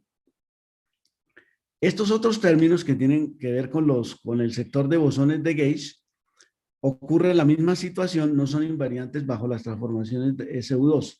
La única forma de preservar esa invariancia, tanto de Gauge como ante el grupo SU2, es escoger la masa cero para todos los quarks, leptones y bosones de Gauge. Obviamente eso no está de acuerdo con los resultados experimentales y con lo que nosotros observamos. Entonces, la propuesta que se hace es introducir interacciones. Por ejemplo, para el caso de una teoría de tipo abeliano, se introducen transformaciones de fase de esta forma exponencial, donde este parámetro QL corresponde a la carga y teta es un parámetro que, si se trata de una transformación de fase global, son constantes. Y en ese caso, por el teorema de Nether, tendríamos corrientes conservadas y cargas conservadas. Para hacer la lagrangiana invariante entre las transformaciones de Gauge locales, donde este parámetro T va a depender del espacio-tiempo, de la posición, y son parámetros reales, se realiza lo que se llama la sustitución mínima y genera entonces lo que llamamos la derivada covariante, que es la derivada ordinaria más este término donde tenemos la interacción. Este campo lo llamamos el campo de Gauge y se introduce transformándolo de esta manera. De esta manera transforma el campo de Gauge y de esta manera el campo fermiónico. Entonces, ya introduciendo la derivada covariante con estos términos de interacción, entonces este término que aparece en la lagrangiana del campo va a ser invariante. Entonces, la introducción de estas teorías de Gauge locales permite entonces introducir interacciones y que la invariancia de la lagrangiana ante el grupo sea invariante. Entonces la lagrangiana de interacción que aparece la vamos a escribir de esta manera, donde tenemos el acoplamiento E y la carga correspondiente Q. La dinámica para el campo de Gauge entonces añade un término cinético que es invariante, que aparece escrito de esta forma y corresponde con la teoría de Maxwell. Es el tensor F mu nu, escrito como la derivada de A mu, primero mu, luego A nu, menos de nu a mu, tal como se define. La lagrangiana para el campo fermiónico entonces se puede escribir de esta manera, introduciendo los términos de interacción correspondientes. Entonces tendríamos la lagrangiana libre, digamos, sin interacción, más la parte que tiene interacción, más ese término 1. Y así se describe la lagrangiana de la electrodinámica cuántica. Si se trata de un campo escalar complejo, esa lagrangiana la podemos escribir de esta manera, y para que sea simétrico, haya la simetría correspondiente, introducimos la interacción. Esta es la electrodinámica cuántica escalar. Bien, estas teorías pueden ser abelianas o no abelianas. Como mencioné anteriormente, las abelianas se describen de esta manera, introduciendo campos, introduciendo simetrías abelianas. Y en el caso de simetrías no abelianas, se tienen grupos de simetrías generales que corresponden a grupos de Lie compactos en n dimensiones. Aquí tenemos un elemento de ese grupo que se puede escribir de esta manera, donde aparecen los generadores del grupo, son generadores hermíticos o hermitianos y que tienen esta estructura de álgebra de Lie. Aquí tenemos las constantes F, que se llaman constantes de estructura, y que tienen esta forma, ¿no? La traza del anticonmutador de dos generadores es igual a un medio de la delta de Kronecker. Si las constantes de estructura son cero, nos reducimos a las teorías abelianas, y si son distintas de cero, tenemos teorías no abelianas como estas. Entonces, el modelo utiliza un producto de grupos abelianos, que son de grupos no abelianos, el grupo SU3 y el grupo SU2, y teoría abeliana o grupo abeliano, el grupo U1. Entonces, tenemos representaciones irreducibles de dimensión finita que son unitarias, donde estos elementos del grupo están representados por parámetros, por matrices que tienen esta forma, los campos fermiónicos. Y los U1, que están dadas por representaciones del álgebra correspondiente, son matrices de dimensión D, en términos generales. Bien, para remediar el problema de que si no se satisface la simetría correspondiente introducida, esta simetría SU3, cruz SU2, cruz U1, sería necesario que la masa sea cero para poder corresponder con los resultados experimentales. Se introdujo el bosón de Higgs por parte de Peter Higgs, de Engler, de Brook y otros investigadores en la década de los 60. En el modelo estándar corresponde a un escalar complejo, un doblete, que tiene esta forma, tiene una componente con carga positiva y una componente con carga neutra. En el caso de la hipercarga, ambas componentes tienen un valor de 1, y este bosón se evidenció directamente en el gran colisionador de hadrones, algo que fue encontrado por las colaboraciones CMS y Atlas, y se anunció ese hallazgo el 4 de julio de 2012. El reporte está en estos dos artículos, en Physics Letter B 716 y en Physics Letter B de la misma edición, uno en la página 29 y otro en la página 31. Lo que hasta ahora se ha medido reporta una masa de alrededor de 125 gigaelectronvolts para la masa del bosón de Higgs que se propuso en la década de los 60 y que de acuerdo a ese reporte se encontró en 2012. Esta es una vista panorámica del LHC o Gran Colisionador de Hadrones. Aquí tenemos la ubicación de Atlas y de CMS, donde de manera independiente encontraron el bosón de Higgs. Para la generación de masa de las partículas en el modelo, ellos introdujeron el concepto de mecanismo de Higgs, o Brook Engler. Se propone un potencial para el caso de partículas, digamos, del sector abeliano, un potencial de Higgs que tenga esta forma. El mínimo de ese potencial está dado por esta expresión y se encuentra que hay una ruptura, porque aquí vemos que hay dos valores posibles para B. Si escogemos, por ejemplo, el signo positivo, entonces tendremos una dirección preferida de los campos, y eso va a generar un campo masivo que tendría una masa de este tipo, que se correspondería precisamente al bosón de Higgs. Y va a haber un campo que no adquiere masa, que es el llamado el bosón de Goldstone. Hay un teorema que se llama el teorema de Goldstone, que nos dice que una simetría continua que se rompe espontáneamente implica que hay un bosón de Navier-Goldstone sin masa. Una partícula sin masa existe para cada generador roto del grupo de simetría original.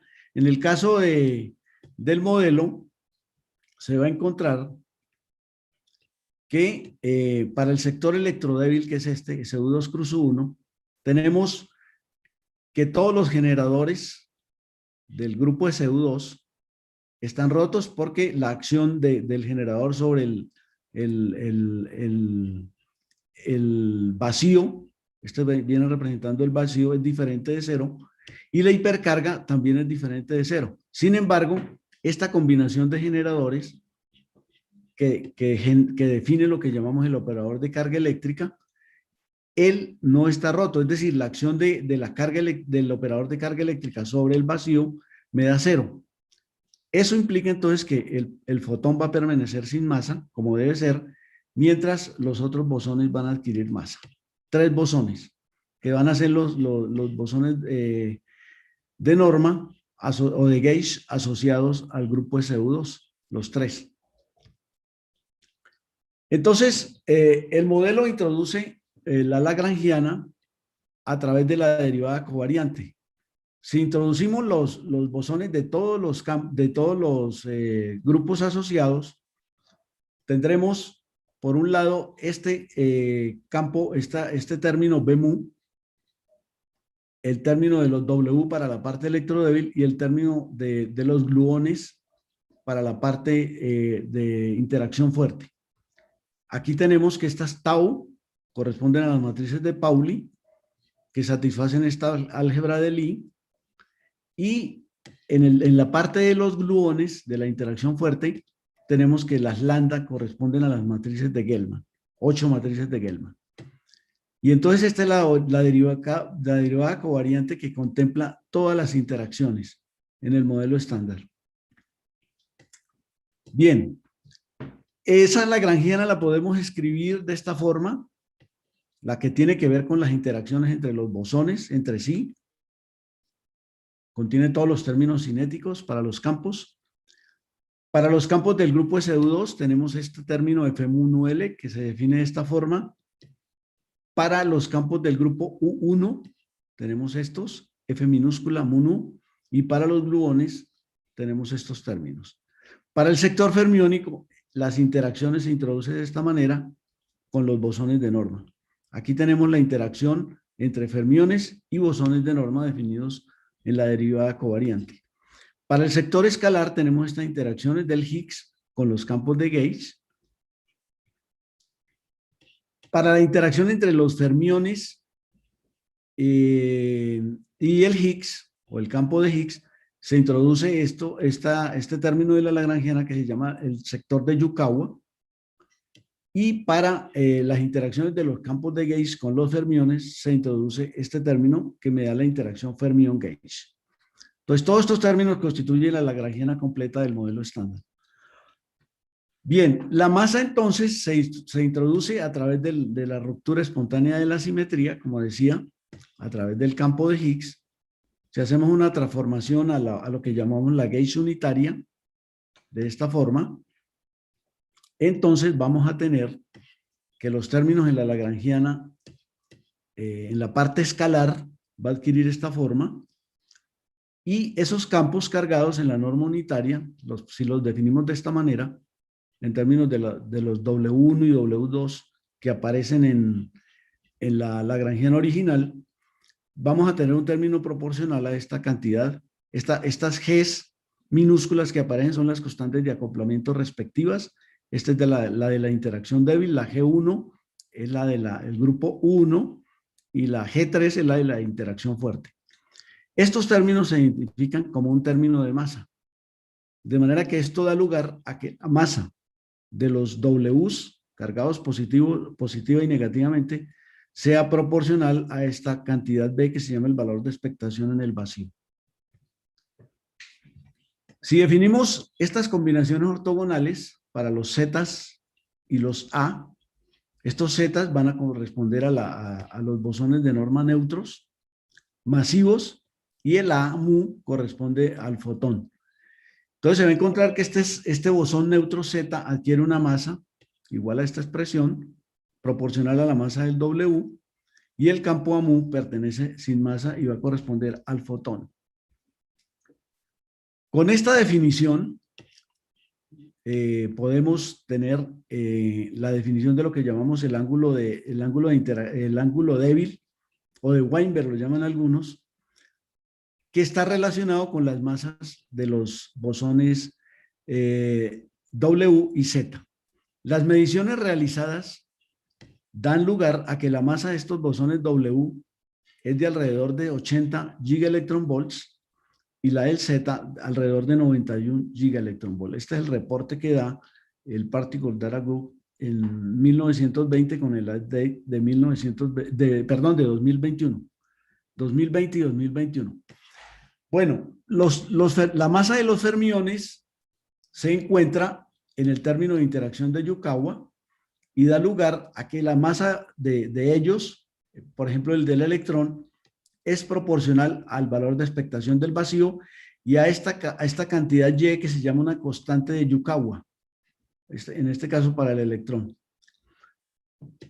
Nosotros notamos que el modelo no introduce una componente derecha para el neutrino, y eso da lugar a que en el modelo estándar el neutrino no se acople al Higgs, al campo de Higgs, y por lo tanto no adquiera masa.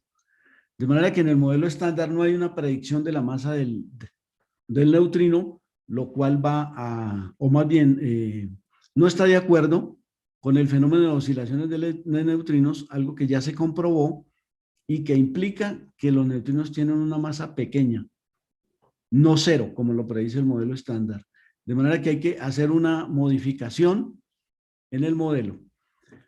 Esto es el sector de Quarks y la manera como se mezclan a través de lo que llamamos la matriz de Kabibo-Kobayashi-Maskawa. Esta es la matriz en términos de los diferentes parámetros. La última es una matriz en términos de lo que llama la parametrización de Wolfenstein. Y el modelo tiene varios detalles. Uno es precisamente que no introduce una masa al neutrino. Por otro lado, es un producto complicado de grupos con constantes de acoplamiento que están separadas. No hay una relación directa entre ellas. No explica por qué la parte electrodébil es quiral y viola paridad. El modelo incorpora, pero no explica la cuantización de la carga eléctrica. No explica ni predice las masas de los fermiones ni el número de familias. Introduce 3 familias a mano, pero no dice por qué son 3. No hay certeza de si las masas de los neutrinos son tipo Dirac o Majorana. Esto aparece precisamente en los nuevos modelos, los modelos de generación de masa del neutrino, donde aparecen 2 tipos de masa. La masa tipo Dirac o la de Majorana. Esas masas tipo Dirac son como las de los fermiones cargados. No proporciona una fuente adecuada de rompimiento de la simetría de carga paridad adecuada para explicar la asimetría bariónica del universo. Es decir, por qué nosotros observamos más partículas que antipartículas. Eso no lo explica el modelo. El problema se ve fuerte cuando uno en la lagrangiana del sector de interacciones fuertes introduce este término. Aparece un problema con este parámetro teta que resulta que tiene que ser muy pequeño para poder explicar el momento de dipolo eléctrico del neutrón. Las medidas experimentales dan una magnitud de alrededor de 10 a la menos 10 o 10 a la menos 11 para este parámetro. Entonces, es un problema que todavía está pendiente de explicar. Hay algunas posibilidades como la propuesta de Pechake-Winn, donde introducen el concepto de acción, que podría ser una posibilidad, pero esto no está todavía completamente definido. El otro problema, el de no inclusión de la gravedad, lo cual no es posible, hay que incluirla. No hay explicación para la materia oscura y la energía oscura.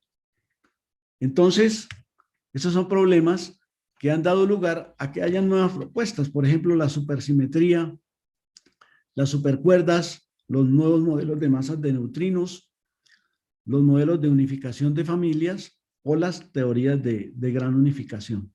Estas son propuestas que vienen de hace mucho tiempo y que pretenden resolver la problemática que implica el que el modelo estándar sí explica satisfactoriamente muchas cosas, muchos fenómenos, pero hay otros que deja sin incluirlos y sin explicarlos.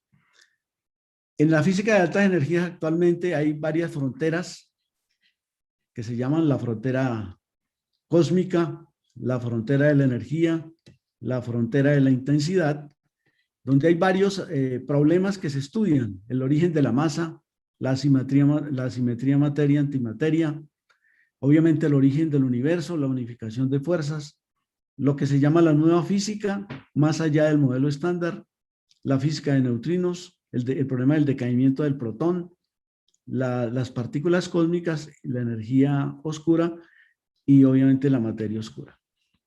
Estas son las áreas donde se trabaja. Hay alguna intersección entre ellas en esta parte y Lo que se puede concluir es que hasta la fecha casi todas las pruebas experimentales de las 3 fuerzas descritas por el modelo están de acuerdo con lo que predice. Pero el modelo no alcanza a ser una teoría completa porque hay varios problemas sin resolver como los que mencioné anteriormente. Por lo tanto, es necesario buscar una respuesta en teorías más allá del modelo estándar.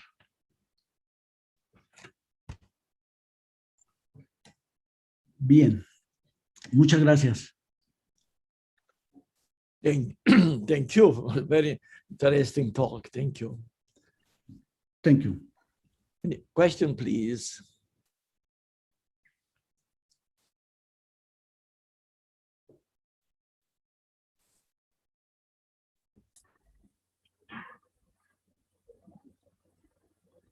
No hay preguntas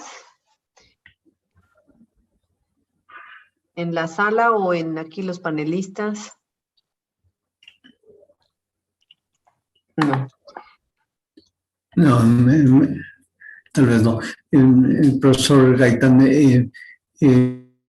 ¿podría usted hacer una pequeña síntesis en inglés? Porque muchos de los asistentes no hablan el español. No sé si era posible. Voy a volver a compartir la pantalla. Sí, Sí. por favor. El profesor Garrett tiene una pregunta. Ah, bueno, ok. I'm just wondering whether Professor Santilli might have a comment on how this how Hadronics theory might resolve some of those problems of the standard model. Well, the standard model, as you know, is as controversial. It's beautiful. It's the best we can do at this moment. An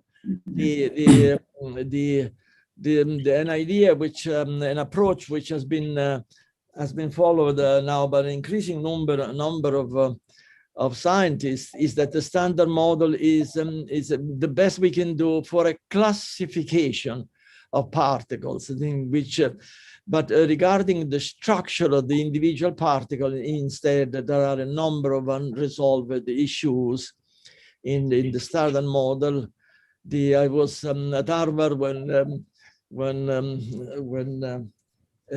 most of those ideas were developed.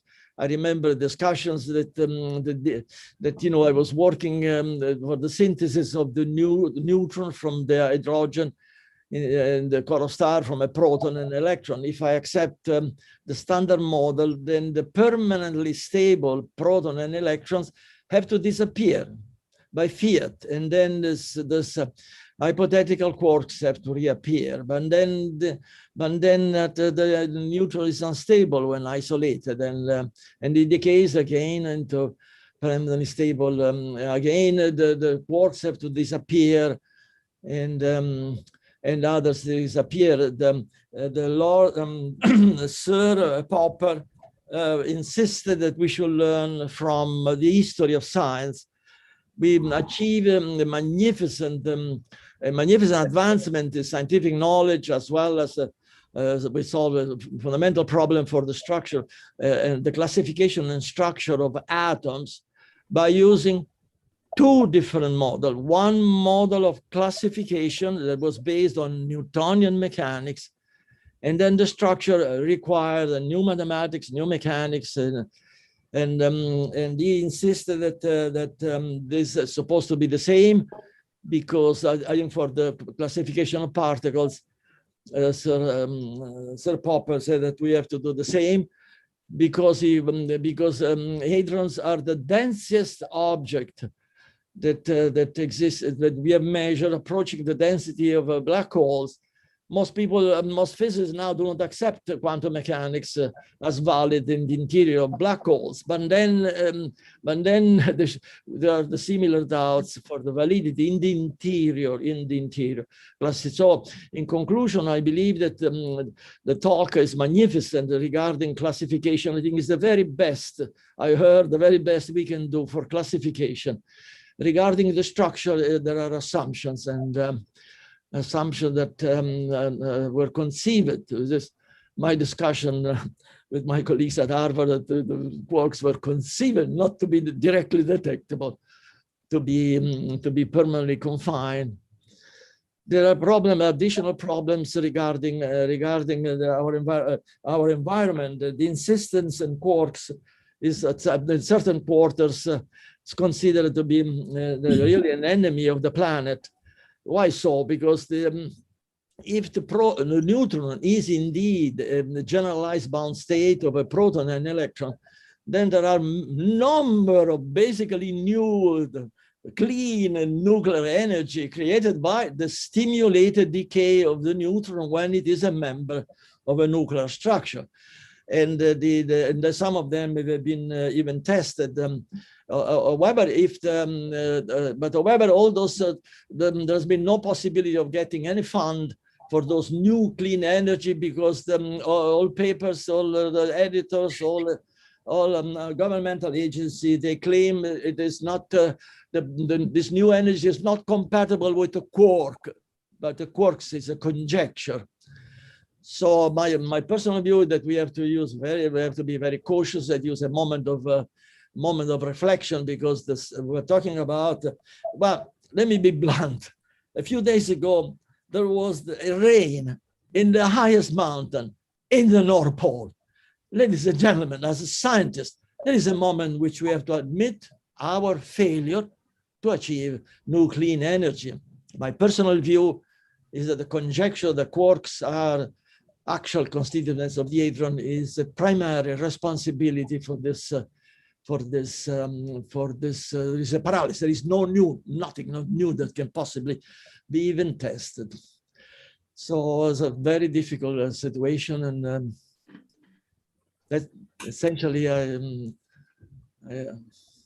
that's my view. I know that my view is not shared by many colleagues. I respect that view, but I believe the neutron is a bound state of a proton and an electron, and not of three quarks. This is my personal view. I just cannot reconcile where is the structural equation for the three quarks providing the energy? No, the energy of the neutron is provided by combining the neutron with other particles, but that's classification, not the structure. Structure, each individual particle, as we did for the atoms, each individual particle has to have its own equation of structure.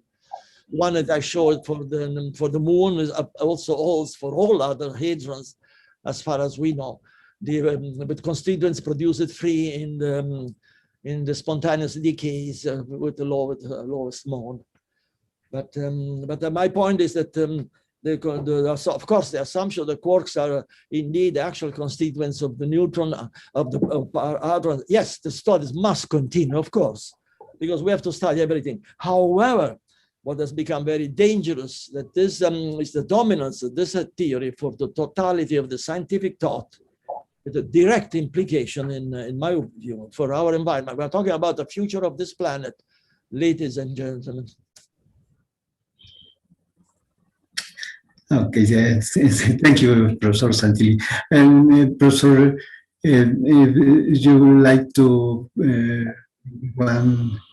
a little resume, Professor Gaitan.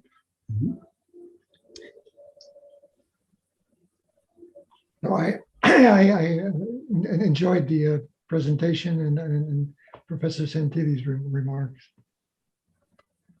Yes. Disculpe, hay una pregunta para el doctor Gaitán en la sección de preguntas y respuestas. Sí, a ver, un momento, vamos a permitir que el profesor Gaitán dé un pequeño resumen en inglés por los demás asistentes. ¿Sí? Está bien. Entonces, vamos a permitir primero eso. Gracias. Okay. Professor Gaitán. Yes, the standard model, it's a best theory of the nature and explain three forces of the nature, fundamental forces of the nature: electromagnetic, weak, and strong interaction. However, he not included the gravitation. On the other hand, the standard model no predicts the neutrino mass in the other things. then the standard model is not the last theory of the nature. It's necessary research other theories more fundamentals.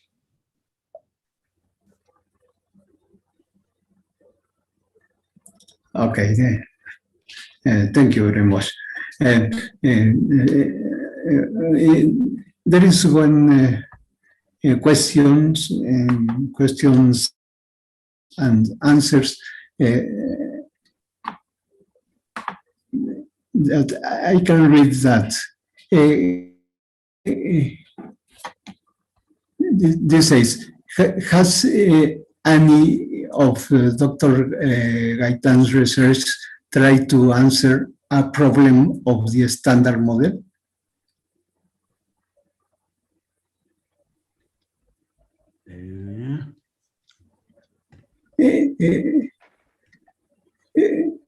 Has any of Dr. Gaitan's research tried to answer a problem of the standard model?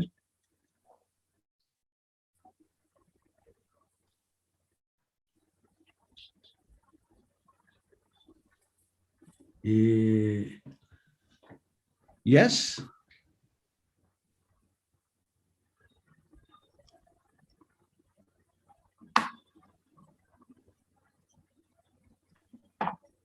I don't understand the question. Is affirmative? Está aquí puesto nuevamente en español. Dice, ¿alguna de las investigaciones del doctor Gaitán ha intentado responder algún problema del modelo estándar? Sí.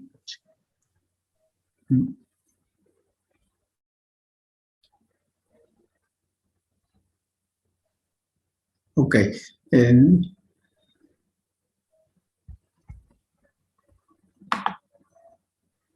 I think that the question have to be clarified by you can be in contact with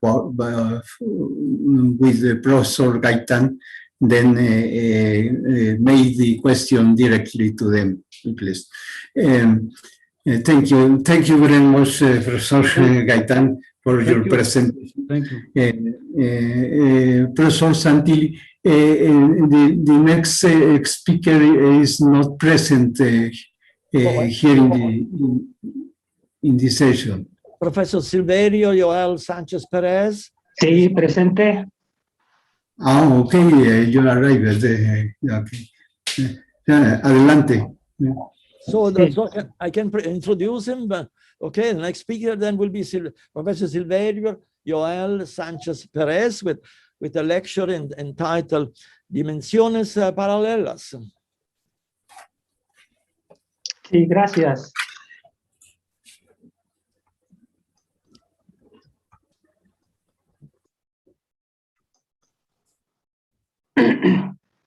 Bien, pues nosotros en geometría la dimensión pertenece a los naturales, que es una característica del espacio. Entonces aquí tenemos los siguientes conceptos.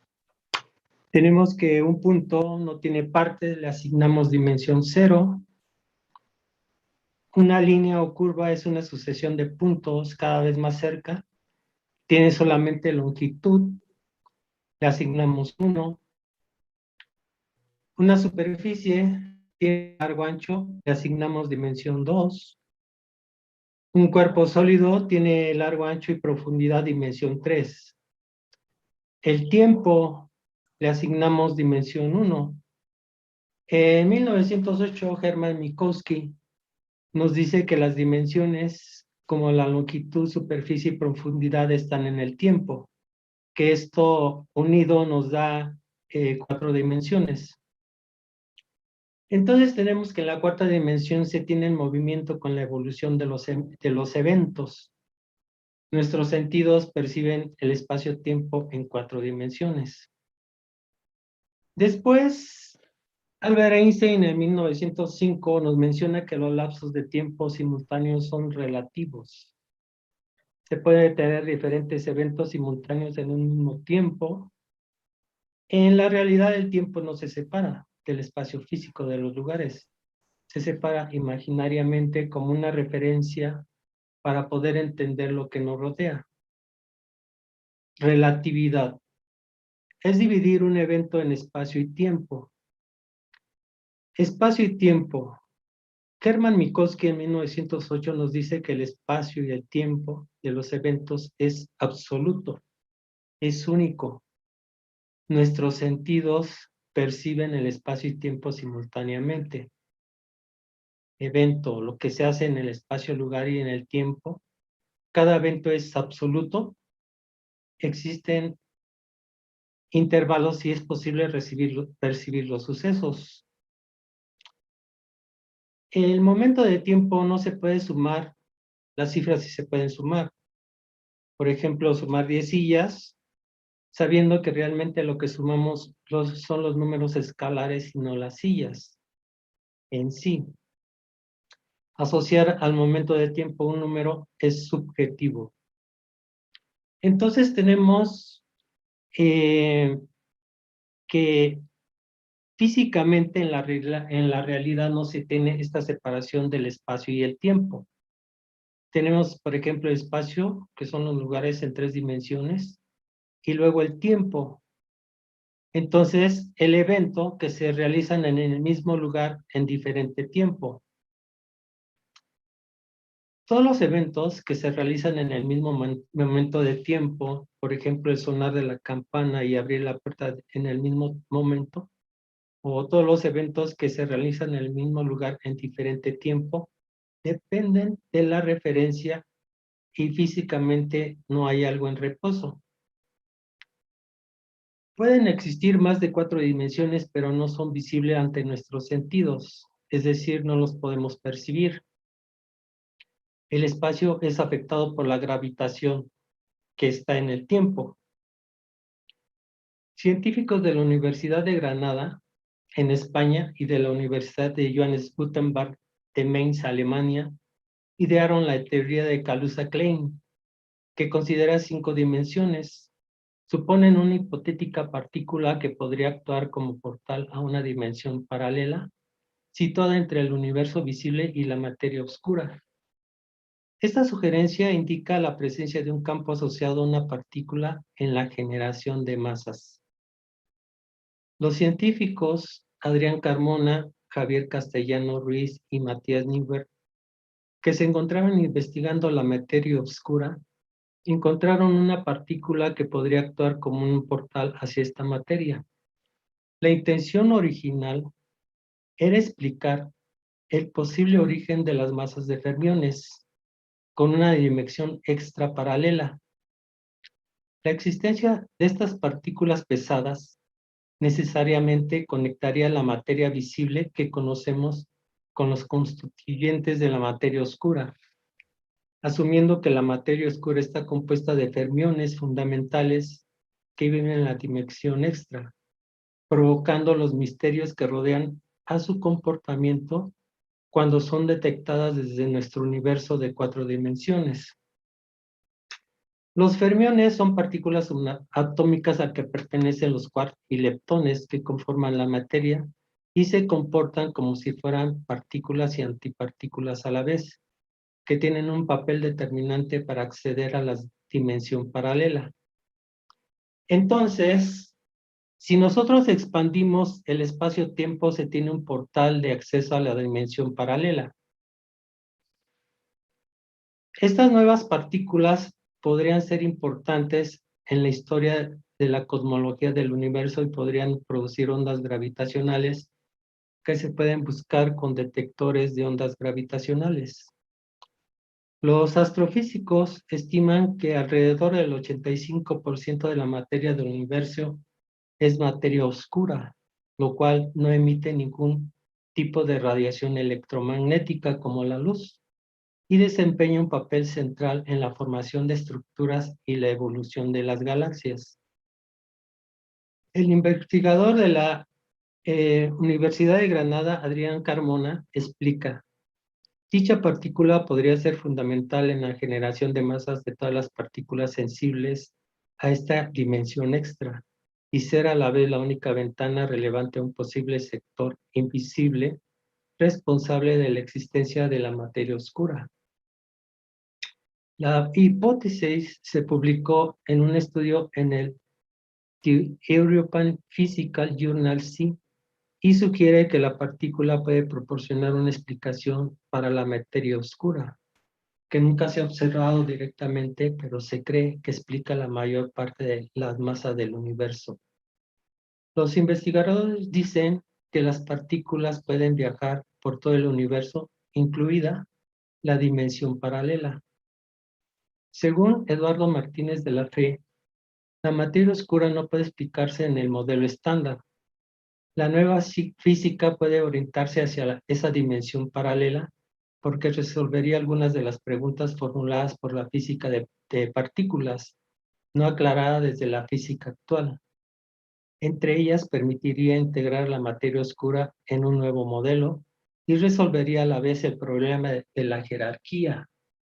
Nadie sabe por qué el bosón de Higgs es ligero cuando debería de ser muy pesado, lo cual afecta a la teoría, a la física teórica.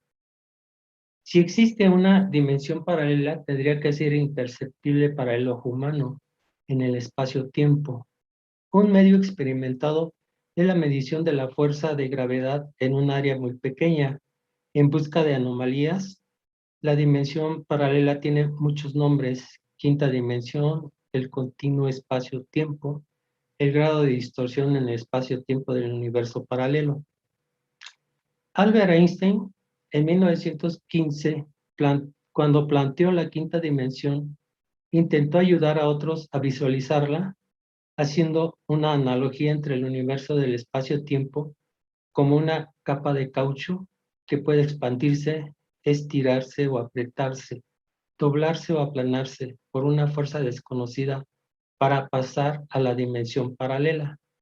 Relacionaba la presencia del campo gravitacional de la materia de la deformación del espacio-tiempo. Otros han conceptualizado la quinta dimensión vinculando nuestro universo en el espacio-tiempo como paralelo con nuestras dimensiones, en las cuales suponemos que las partículas o fuerzas pueden moverse hacia las condiciones del campo gravitacional. Bien, aquí encontré un ejemplo que nos podría explicar, ayudar a visualizar lo de las dimensiones paralelas. Entonces, vamos a suponer o a imaginarnos que se tiene un vehículo que nos proteja del medio ambiente para viajar en el espacio-tiempo. Entonces, si también suponemos o nos imaginamos que el vehículo puede inducir un campo gravitacional local y sobre ese campo gravitacional inducir otro campo gravitacional con la energía y fuerza suficiente para deformar o estirar o expandir a la cuarta dimensión, abriendo un camino o portal de acceso a de comunicación a la dimensión paralela. Entonces tendríamos que nuestra nave o nuestro vehículo induce un campo gravitacional local y sobre ese campo gravitacional induce otro campo gravitacional con la fuerza y energía suficiente para expandirlo, deformando o abriéndolo, creando el acceso a la dimensión paralela. Entonces, con el control de la energía del campo gravitacional, se puede pasar a la dimensión paralela.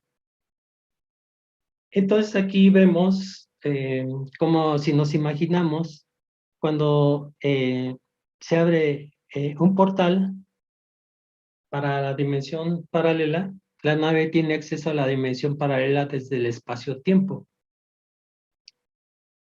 Después, pues se cierra el acceso a la dimensión paralela. La dimensión paralela es imperceptible para el ojo humano desde el espacio-tiempo. Se puede utilizar la diferenciación covariante de la métrica de Alcubierre para calcular la velocidad de un vehículo al pasar de una dimensión a otra dimensión, un portal en el espacio-tiempo. Este sistema se plantea como una solución a las ecuaciones de Einstein en la teoría general de la relatividad. Entonces tenemos la impulsión curvada, que es el viaje hiperrápido con la relatividad general. Entonces tenemos que la métrica de Alcubierre es un modelo matemático que supondría posibles los viajes a velocidades mayores que la velocidad de la luz, es decir, superlumínicos. Alcubierre plantea la métrica como una solución a las ecuaciones de Einstein en el marco de la teoría general de la relatividad. Tiene como una de sus conclusiones la posibilidad de un viaje a mayor velocidad al crear una burbuja de deformación plana dentro de la cual se situaría estacionariamente el vehículo espacial detrás del vehículo del espacio-tiempo. Sería deformado expandiéndolo, mientras que por contraparte delante del vehículo el espacio-tiempo sería contraído o contractado, poniendo así el punto de destino mucho más cerca,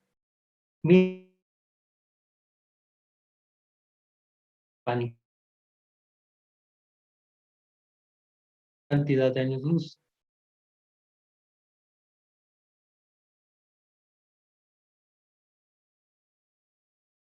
La formación plana es que si hallara el vehículo se modificaría notoriamente.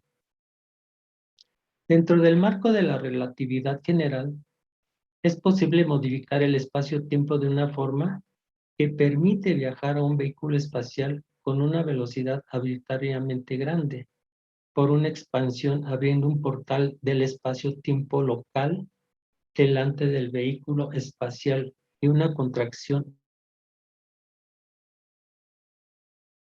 movimiento más rápido que la velocidad de la luz, como lo ven los observadores fuera de la región perturbada. Cuando estudiamos la relatividad especial, aprendemos que nada puede viajar más rápido que la velocidad de la luz. Este hecho sigue siendo cierto en la relatividad general, aunque en este caso uno debe ser algo más preciso. En la relatividad general, nada puede viajar localmente más rápido que la velocidad de la luz. Si definimos la velocidad relativa como la tasa de cambio de distancia espacial adecuada en el tiempo adecuado, tendremos un valor que es mucho más grande que la velocidad de la luz. Esto no significa que nuestros observadores viajaran más rápido que la luz. Ellos siempre se mueven dentro de sus conos de luz locales. La enorme velocidad de separación proviene de la expansión del espacio-tiempo en sí. Dado que nuestra experiencia cotidiana se basa en un espacio euclidiano, es natural creer que si nada puede viajar localmente más rápido que la luz, entonces, dados dos lugares que están separados por una distancia espacial apropiada d, es imposible hacer un viaje de ida y vuelta entre ellos en un tiempo inferior a 2d sobre c, donde c es la velocidad de la luz, medida por un observador que permanece siempre en el lugar de salida. Para ver cómo se puede utilizar esta métrica para hacer un viaje de ida y vuelta a una estrella distante en un tiempo pequeño arbitrario, consideremos la siguiente situación. Dos estrellas, A y B, están separadas por una distancia d en el espacio-tiempo plano. En el tiempo t inicial, una nave espacial comienza a alejarse de la estrella A,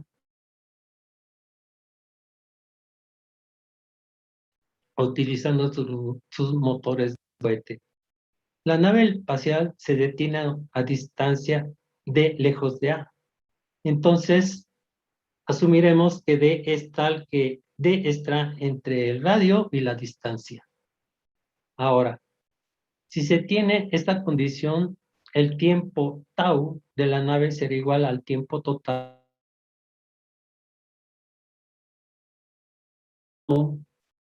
es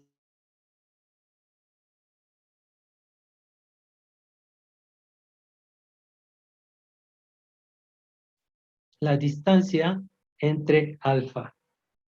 En este punto, el que una perturbación del espacio-tiempo del tipo descrito, centrado en la posición de la nave espacial, aparece primero, esta perturbación es tal que la nave espacial se aleja de A con una aceleración de coordenadas que cambia rápidamente de 0 a un valor constante alfa.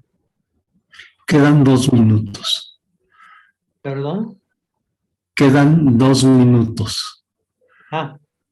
Bueno, con la nave espacial está entre A y B, la perturbación se modifica de tal manera que la aceleración de coordenadas cambia rápidamente desde alfa a menos alfa. Si la coordenada de aceleración en la segunda parte del viaje se organiza de tal forma y que sea lo opuesto a lo que teníamos en la primera parte, entonces la nave espacial eventualmente encontrará un reposo en una distancia D, lejos de B, el tiempo en que la perturbación del espacio-tiempo desaparecerá. El viaje completo, moviéndose de nuevo a través del espacio-tiempo plano a una velocidad v. Si cada uno de los cambios en la aceleración es muy rápido, el tiempo de coordenadas total transcurre de una manera que el viaje será esencialmente dado por t igual a 2 por entre corchetes d sobre b más la raíz cuadrada de d menos 2d sobre alfa. Dado que ambas estrellas permanecen en el espacio plano, su tiempo apropiado es igual al tiempo de coordenadas. Bien, entonces tenemos que estas cantidades tendríamos nosotros la métrica del espacio-tiempo, que sería ds al cuadrado igual a menos d tau al cuadrado igual a g por alfa por beta por dx a la alfa por dx a la beta. Entonces, esto sería igual a menos, entre paréntesis, al cuadrado menos beta i a la sub beta i por la diferencia del tiempo, más 2 veces beta i de x a la i de t más gamma ij de x a la i de j de x a la j. Bien. Entonces, bueno, parece que ahora la geometría del espacio-tiempo se da en términos de las siguientes cantidades en la métrica. ¿Sí puede ir concluyendo, por favor? ¿Hasta aquí está bien? Sí, o decir alguna conclusión. Ajá. Bueno, entonces tenemos que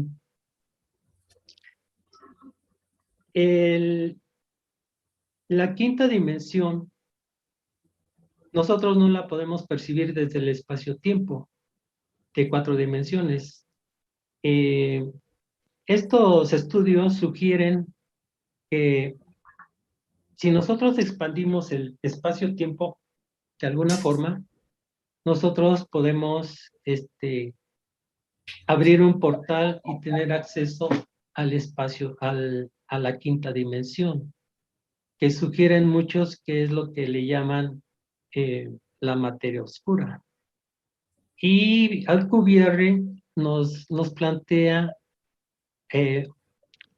una métrica para calcular la velocidad de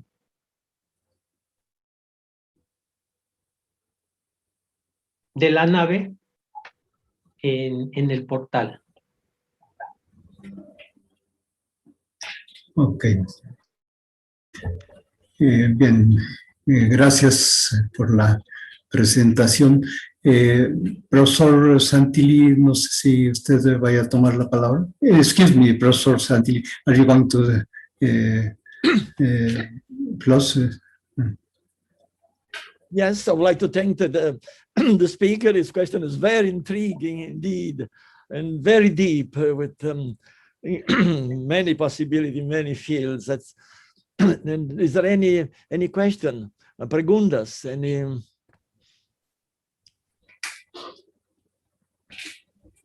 Is there some questions? Here we have not a question, Professor, in the chat. So shall we close the session and go to the recess? To the break. To the break. Yes. Okay. Then if I can say the Spanish way, andiamo a fare la comida for me. But I need some food to keep going. Okay. Sí, es Then, necesario. we come back to 12, please. Well, yes. But muchas Thank you gracias. very much. Muchas gracias for the speaker. Very, very intriguing question he raised. Very deep. Muchas gracias. Gracias. Vamos al café, pero aquí se queda una actividad cultural.